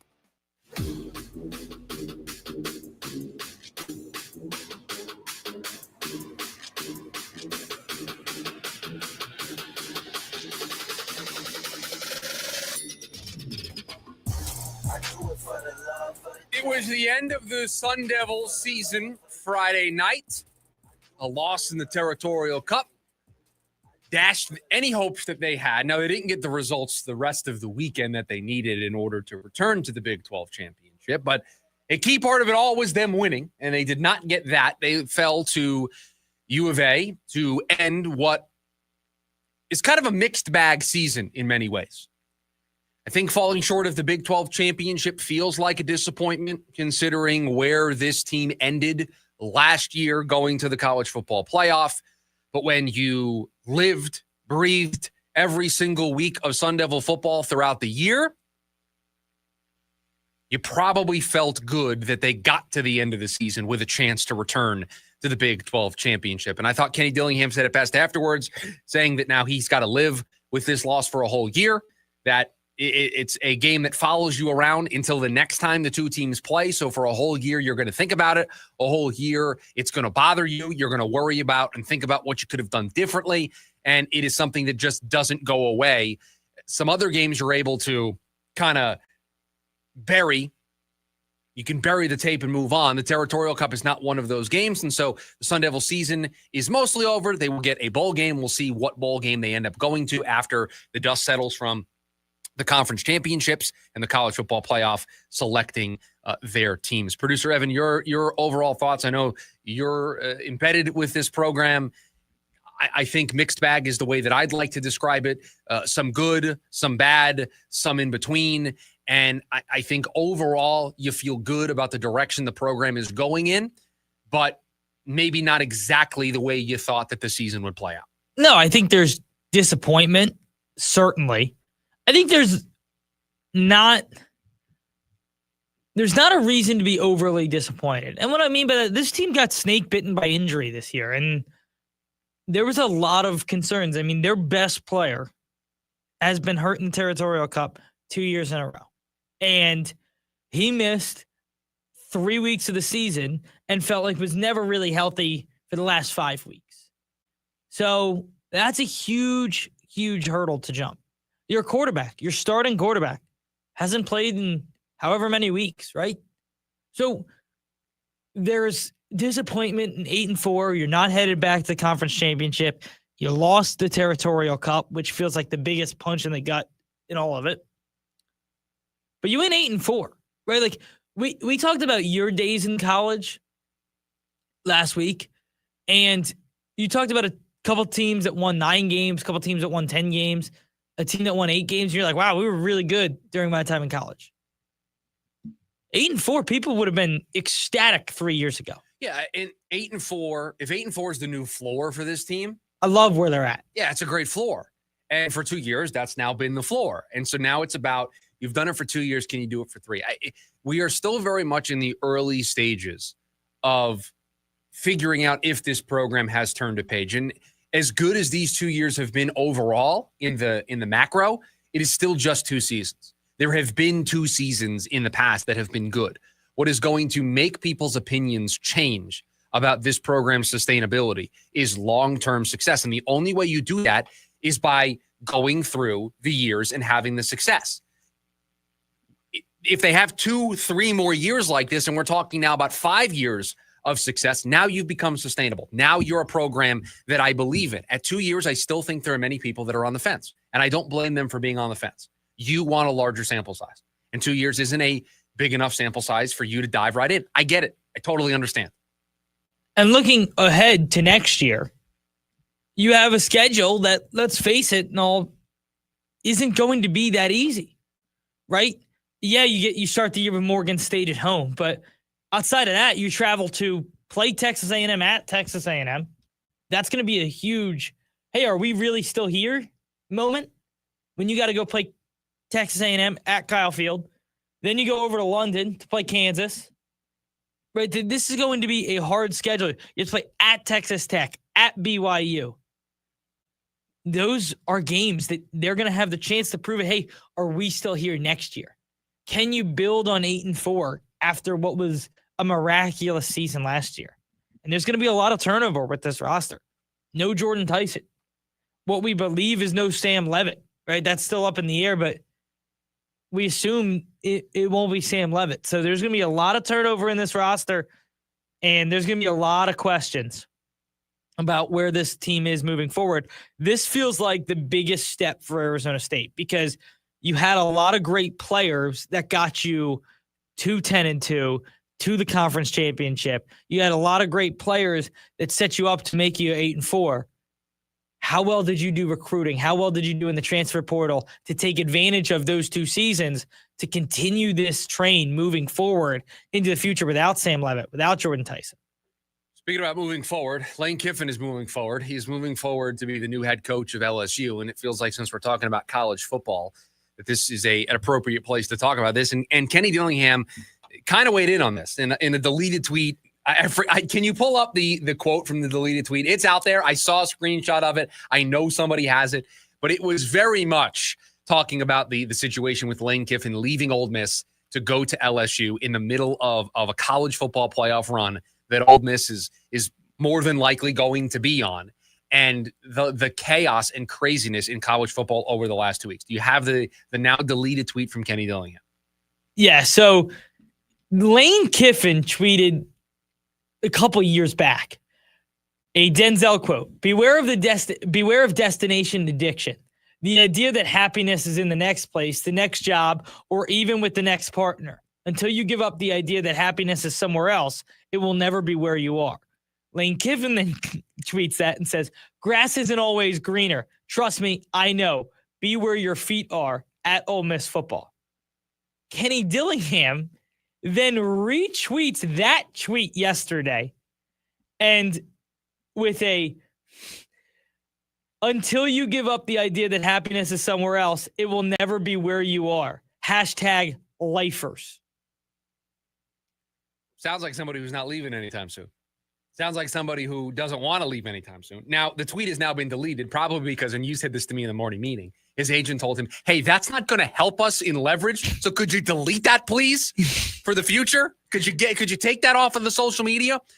This entire Lane Kiffin situation is absurd.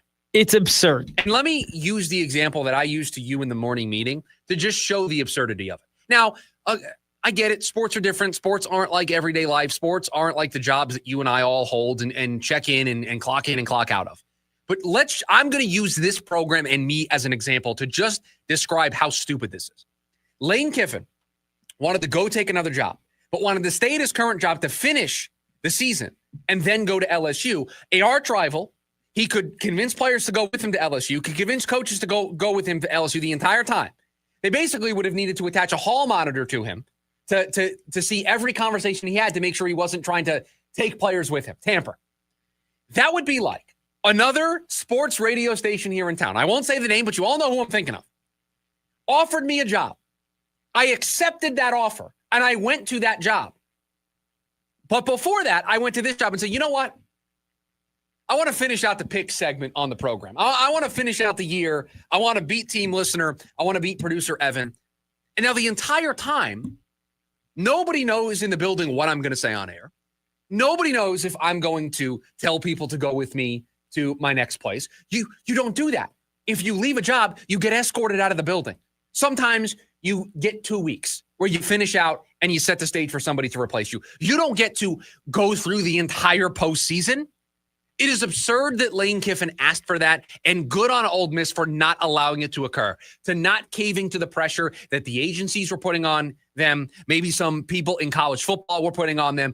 Good for them for standing firm and saying, if you don't want to be here, we aren't going to let you reap the rewards of this season. Not happening, not on our watch. Now, I do think Lane Kiffin deserves a lot of the blame in this, but the sport of college football needs to use this and look internally and try to figure out, how do we stop this from happening? How do we stop coaches from leaving in the middle of the playoffs? Could you imagine in the middle of the Eagles running to the Super Bowl, Jonathan Gannon left to go take the Arizona Cardinals coaching job? It would be absurd. Would be absurd. I mean, in more or less in the NFL, it's more acceptable. And here, because you're coordinators, right? So Kellen Moore had interviewed for the Saints job, probably had it on the table when they played in the Super Bowl. But he finished out the job. And so in the NFL, it becomes just commonplace. But college, the point I'm making is college needs to come up with a structure that allows that to happen. Everybody in the world can know that Lane Kiffin is going to LSU at the end of the season. That's not what I have a problem with. What I have a problem with is the transfer portal opening when it does, the recruiting cycle operating when it does, so that LSU has to go to Lane Kiffin and said, we need a coach by X date. So we don't care about the college football playoff. We don't care about a national championship unless it is with us. When you get into this business, when you get into being a coach, when you get into being a player, it is all about winning a championship. That it is about trophies. It is about hardware. Lane Kiffin said thanks but no thanks to a shot at hardware.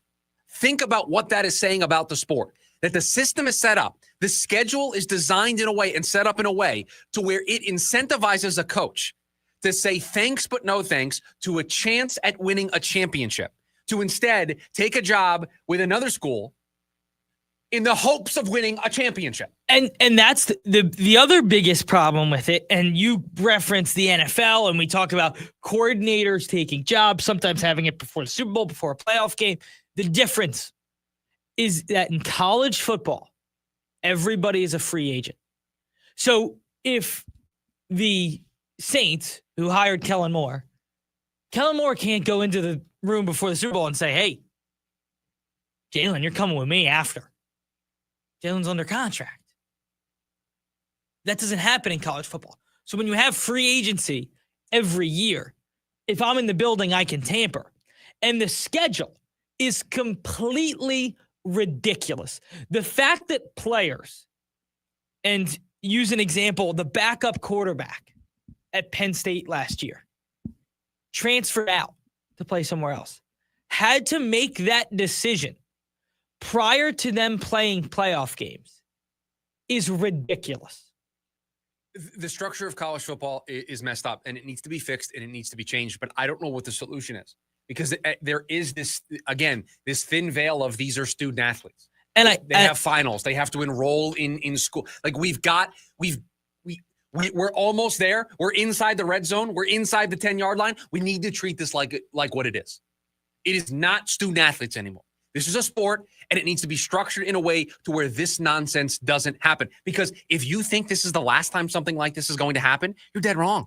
And this is my point of this is solely for me, and you put some blame on Lane Kiffin, and I understand it. This is an NCAA problem, because I don't blame LSU for saying, hey, we want you here before the transfer portal. Here's a deadline. Well, and I don't blame Ole Miss for saying, no, if you want to take that job, F you, you're not coming back. And I can't blame Lane Kiffin for taking a job that has more resources and a better opportunity for him in the future. Something needs to change. So my only point is, if you're Lane Kiffin and I wanted to take the LSU job but wanted to coach out the rest of the season for Ole Miss, that needs to happen. That needs to be allowed. That is ridiculous that can't happen, that he can't take that job post finishing the season. Right. That's the problem.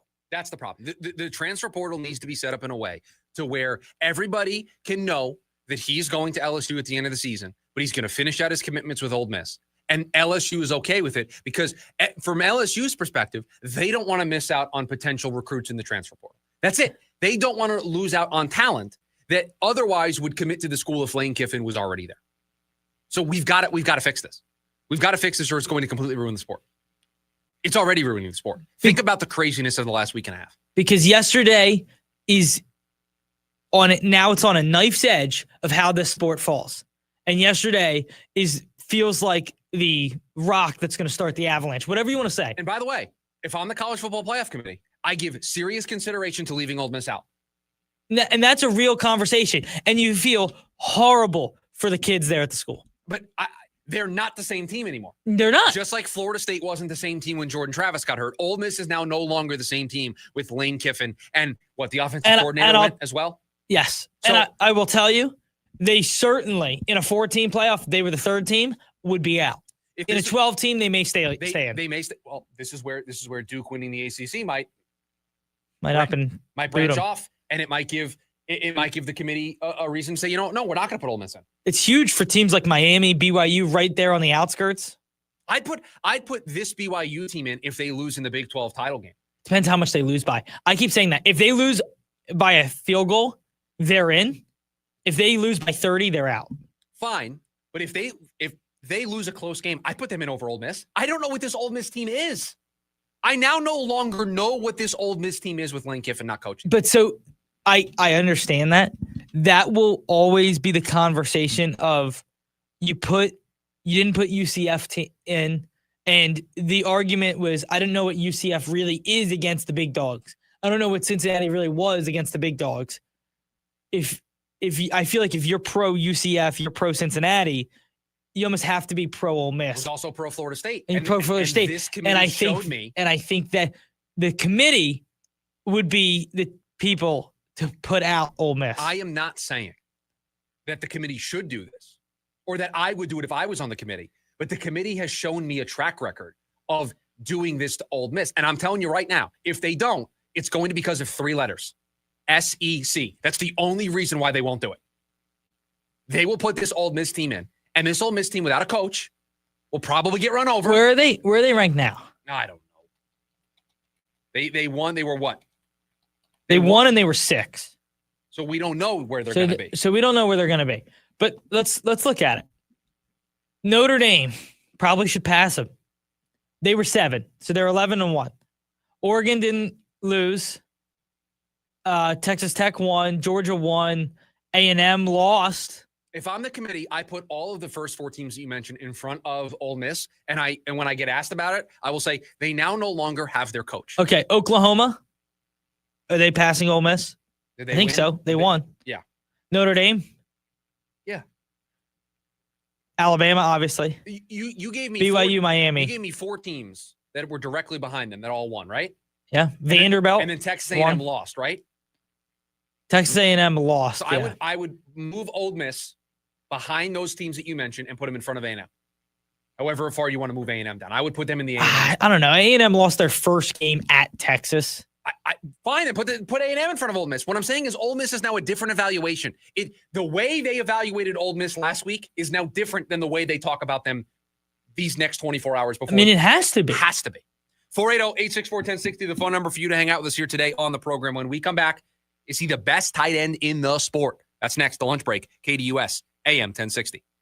KDUS AM 1060 is your home for the Jim Rome Show. This is what I mean when I say that was a collapse for the ages. An all-time tank job. Not only did the Giants lead 19-0 going into the fourth quarter, they scored 2 fourth-quarter touchdowns, and they still lost. The Giants were 99.8% to win that game, according to ESPN. But according to the Broncos, the number was actually 0.0%. Here on KDUS AM 1060 and on the KDUS 1060 app.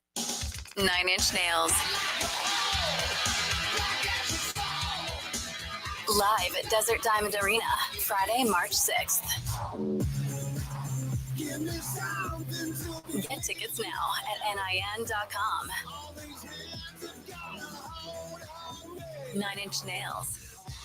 Live in Glendale.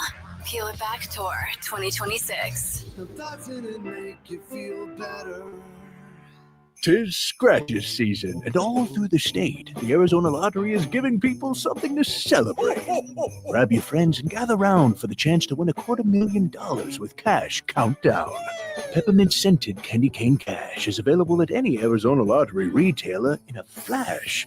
Gift these and 4 more games for any reason, because there are more than $80 million in prizes this season. This year and all, we wish you a happy holiday. From Arizona Lottery, love to play. A noisy garage door is a cry for help that often requires only simple maintenance. However, if left untreated, could lead to costly repairs. Hi, I'm Tommy Mello from A1 Garage Door Service. Don't wait until a simple garage door repair becomes a major problem. If your garage door is noisy, if bugs are getting in, or if it struggles to open, your garage door is in need of repair. From simple repairs to upgrades, it's A1 from day one. We fix garage doors fast and with quality parts designed to last a lifetime. Our springs, rollers, and openers are tested by running them up and down, open and closed, all day, 24/7, so you can feel confident with every A1 garage door repair. Replacing the bottom rubber on your garage door can have a huge impact on the number of bugs you see in your garage and in your home. Keep those creepy crawlers outside by calling A1 Garage Door Service today and receive the best service, best parts, and best warranty in the industry. A1Garage.com. A1 from day one. Call today and take advantage of our $29.95 tune-up special. Did you know that Harrah's Auction Casino is your key to nationwide fun? That's right. You'll unlock perks at more than 50 destinations from coast to coast at your local home for Caesars Rewards. Free dining in Atlantic City? Yes. Free slot play in Maricopa? You bet. Free hotel stays in New Orleans? Oh, yeah. What are you waiting for? Harrah's Auction Casino. Play for all. Must be 21 or older to gamble. Know when to stop before you start. Gambling problem? Call 1-800-522-4700 or 1-800-NEXT-STEP. Visit the Caesars Reward Center for details. This winter, step into a world of wonder at the Tianyu Lights Festival. Open now through January 4th at Camelback Ranch, Glendale, and Phoenix. Explore the 4 new themes: Bugs Aglow, Colors of Holidays, Rainforest, and Prehistoric Animals, which feature 70 glowing handcrafted lanterns. Enjoy delicious foods and beverages at our food court, explore the interactive lanterns, and complete your visit with a trip to the marketplace where you'll find unique souvenirs. Don't miss this unforgettable holiday experience. Tickets are available now. Join in on the Sports Zoo with Dave Rooster Beerstein. Oklahoma City taking out everybody on their way to a championship. One of the youngest, I think the average is 26 years old, Yeah. Rich. As long as they have the Derek Jeter, Michael Jordan gene, or at least one person on that team, hopefully it's Shea Gilgeous-Alexander. They have a chance. And listen, it's human nature to be the best and think, I'll be the best again. And then you fall short. I'm going to say Oklahoma City will not go back-to-back. Live weekdays from 5 to 6 p.m. here on KDUS AM 1060 and on the KDUS 1060 app.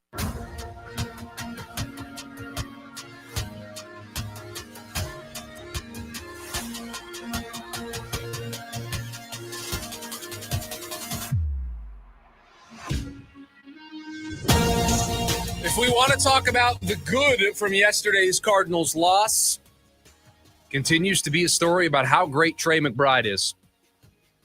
Now has the most receptions by a tight end through their first 4 seasons. He is, 14 consecutive games with 5 catches at least in a game. He is one off the record that I believe Travis Kelce has, so a decent chance with the way that he gets utilized over these next 2 weeks, that he will have that record by himself. Is the leader among the tight ends in almost any major statistic that you want to look at. He's the number 1 fantasy tight end. And the best part about all of it, he doesn't care. He's mad at himself for not holding a block on a 4th and 1 play. He doesn't care about probably going to the Pro Bowl as the top tight end. He doesn't care about setting all these records as a tight end. Most catches in the first 4 seasons by a tight end. Most consecutive games with at least 5 catches. Going to have that in a couple of weeks. He doesn't care about any of it because he's a team first guy. This is the best tight end in the sport. We said it in the summertime that it was him, Sam Laporta, and Brock Bowers as this next generation of superstar tight ends in the Kelce, Kittle, Hawkinson, Andrews kind of era. Sam Laporta hurt this year. Bowers hurt this year. It has allowed Trey McBride to announce himself to the world. That is the best tight end in the sport. He's a game changer. And so we talked earlier about this team being in purgatory of who's going to play quarterback, being in purgatory of what their direction looks like moving forward. They've got a guy in Trey McBride that's going to make it easy for whoever's under center next season to be successful. I mean, he's great. I mean, he's the one good storyline about this offense, because the offensive line was bad yesterday. We couldn't figure out how to keep Michael Wilson involved with Marvin Harrison Jr. back. Marvin Harrison Jr. then gets hurt in the game. I mean, we were a mess offensively. Trey McBride wasn't. A mess. And he will be the draw to the Cardinals for if they attack the quarterback position in free agency, right? Like, isn't the conversation like, hey, we do have the best tight end in football. And that will be a draw because he's a weapon. And when they get down to the red zone, he's a weapon. Last year, we saw him not have many touchdowns. This year, that's not a conversation. No, he's scoring a lot of them. That is not a conversation this year. He's the best tight end in football. And I don't really know if it's particularly close right now. Other than Brock Bowers, they feel like they sit in a realm and conversation of their own. He is incredible. He has been the bright spot for this team offensively. Leads the team in receiving yards. That shouldn't surprise you. He leads the team in touchdowns. That shouldn't surprise you. Yards per game, he leads there as well. 88 catches, 118 targets, 879 yards, 8 touchdowns. So going to have a 1,000-yard season. He's just been great. He's been excellent. He's been awesome. And he's projected to have a 1,200-yard season with his current numbers. And he's the wide receiver one. We said it. And it looks like it's going to be a second 1,000-yard season for Trey McBride. Had 1146 last year with only the 2 touchdowns. Had 6 touchdowns in his first 3 seasons. Has 8 this year. So setting a career mark in touchdowns, is going to set a career mark in receptions, it looks like, at this current pace, yards, everything. You name it, he's done it. He's been excellent, and he's the lone bright spot from yesterday's game. 480-864-1060. A quick timeout, and then the leftovers, all the stories we didn't get to throughout the course of the program. We will get to them next. It's the lunch break, KDUS, AM 1060. It's the Dan Patrick Show. Shohei Ohtani had 2 home runs, 2 doubles. They also walked him 5 times, 4 intentionally. They've gotten to the point where he's getting Bonds treatment. I want you to pitch in shame. If you're going to intentionally walk him, I want you to throw the 4 pitches that look silly because you don't want to face him. I don't want it to be, hey, we're going to walk him and I point him to first base. Nope. I want you to acknowledge that you can't get him out and you throw those 4 pitches. Weekdays, 7 to 10 a.m., right here on KDUS AM 1060 and the KDUS 1060 app.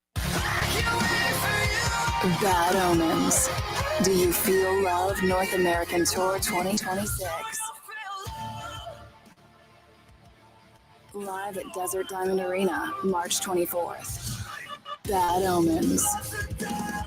With special guests, Beartooth and President.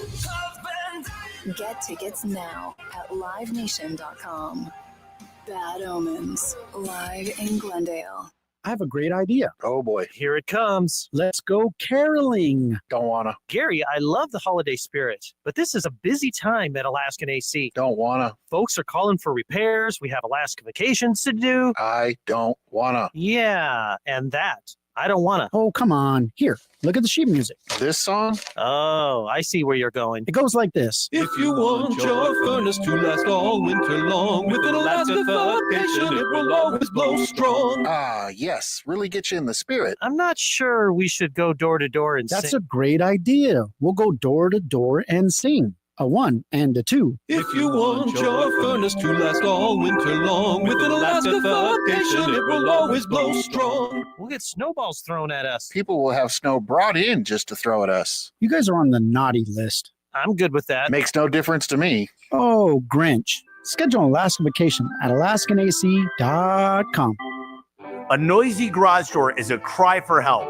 Hi, I'm Tommy Mello, owner at A1 Garage Door Service. Most repairs are simple, but if left untreated, they can turn into costly repairs. Your garage door works hard every day, and a little maintenance goes a long way. We fix garage doors fast with quality parts designed to last a lifetime. From repairs to upgrades, it's A1 from day one. Call A1 Garage Door Service, and you'll be smiling today. A1Garage.com. A1 from day one. ASU women's basketball continues here on KDUS AM 1060. Join the Lady Sun Devils as they look to defend Mullet Arena against McNeese State. With Coach Molly Miller at the helm, the Lady Sun Devils have come alive this season. Join Jeff Bunn on the call live this Friday night. It's ASU versus McNeese State. Pregame at 6 p.m. and tip-off at 6:30 right here on KDUS AM 1060, online at KDUS1060.com, and on the KDUS 1060 app.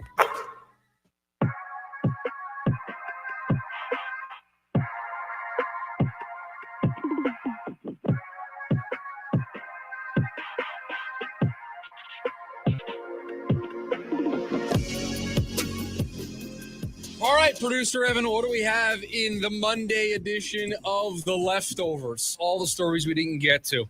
And on a football Monday, I'm sure there's plenty. So after the Steelers loss, did you see Rodgers kind of getting on the receivers in a post-game press conference? Got on his receivers. Looks like his fellow teammates on the defensive side of the ball aren't particularly happy with him. Who could have seen this coming? I didn't. They are they're a flawed football team, and they got off to a really good start. And with Baltimore struggling and then Joe Burrow getting hurt, it felt like it was their division to lose, and they've lost it. They've lost the division. I mean, I just don't see a world, and I know Baltimore lost to Cincinnati, and I know they haven't been playing, great offensively, but they have been finding ways to win games. It just doesn't feel like Rodgers, old, hurt. I mean, he got strip sacked in that game and like went down and was holding the cast for a good couple of minutes. It just feels like that this is getting towards the end of the line. I think we say this a lot with teams. I'm going to add them to the list. Done. Pittsburgh Steelers, done. Done. End their season. Officially done. E next to their name. I know there's the official E. We have the lunch break E. Put it next to the Pittsburgh Steelers. The college football rivalry week. Finally, Ryan Day and Ohio State got over the hump, got it done at Michigan. Pretty commanding win in the snow. The favorite to win the national championship? Yes. How about this? They're 6.5-point favorites this week against Indiana on a neutral site. They are a touchdown favorite against the number 2 team in the country. That's how good Ohio State has been all year long. I think that says enough. I think that says it all. Yes, I would agree. Also, Texas got a big win over Texas A&M, which you could have listened to right here on KDUS which AM 1060. you probably did listen to it. Right here on KDUS AM 1060, and it was a big game for Arch. It really was, which was huge. But they win. They're at 16 currently. They just beat the number 3 team in the country. Do they have a play for the for the playoffs? I will be able to answer that question on Wednesday's show. I want to see where the committee puts them. It's going to be so interesting. Where the committee puts them is going, because the committee is going to tell you what they think about certain teams. And remember when they first started the 12-team playoff, the conversation was that the conference championship games can't hurt you. That's a lie. That is a lie. They certainly hurt you. Almost if you're 11-1 and let's say you're Ole Miss. Ole Miss not being in the conference championship is a great place to be. Probably helps them more than it hurts them. I agree. I think it helps them way more. Because if we go to the conference championship and get smoked without Lane Kiffin, now you know. Right. But you've never seen us play without Lane Kiffin. So what do you do with us? So that's why I think like the conference championships almost are worse for teams. If you lose them, if you win them, it's an automatic spot and you feel really good about it. But it was so interesting looking at Ohio State because Ohio State won a national championship last year, but have not, if you were a senior at Ohio State and did all 4 years, you have not won a conference and you have not beaten Michigan. That's wild. It's a wild. That's wild. Wild story. Other top stories of the day, the NBA Cup sites are set, and Phoenix officially Suns, the Suns will be in, and they will be taking on the Oklahoma City Thunder again. A rematch of last Friday. They played competitively. They did. Just lost by 4. The other 2 teams, West Group B winner, the Lakers, who went 4-0 in the Cup. The Suns will see tonight, 8 o'clock on Peacock, by the way. Check that out. That's streaming service to watch the Suns tonight. And in West Group C will be the San Antonio Spurs.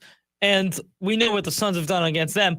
Undefeated against the Spurs this year. Undefeated. In the East, it'll be the Raptors from Group A. From Group B, it'll be the Magic. Group C gets 2 teams in. It'll be the Knicks and the Miami Heat. The Suns check the box. They're in. What happens from here, I think, is house money. And tonight, it is a regular season, non-NBA Cup game against the Los Angeles Lakers. That is going to do it for us here on the Monday edition of the show. Producer Evan, thank you for all that you do. Jim Rome is coming up next. Everybody have a great rest of your Monday. We'll talk to you tomorrow. See ya.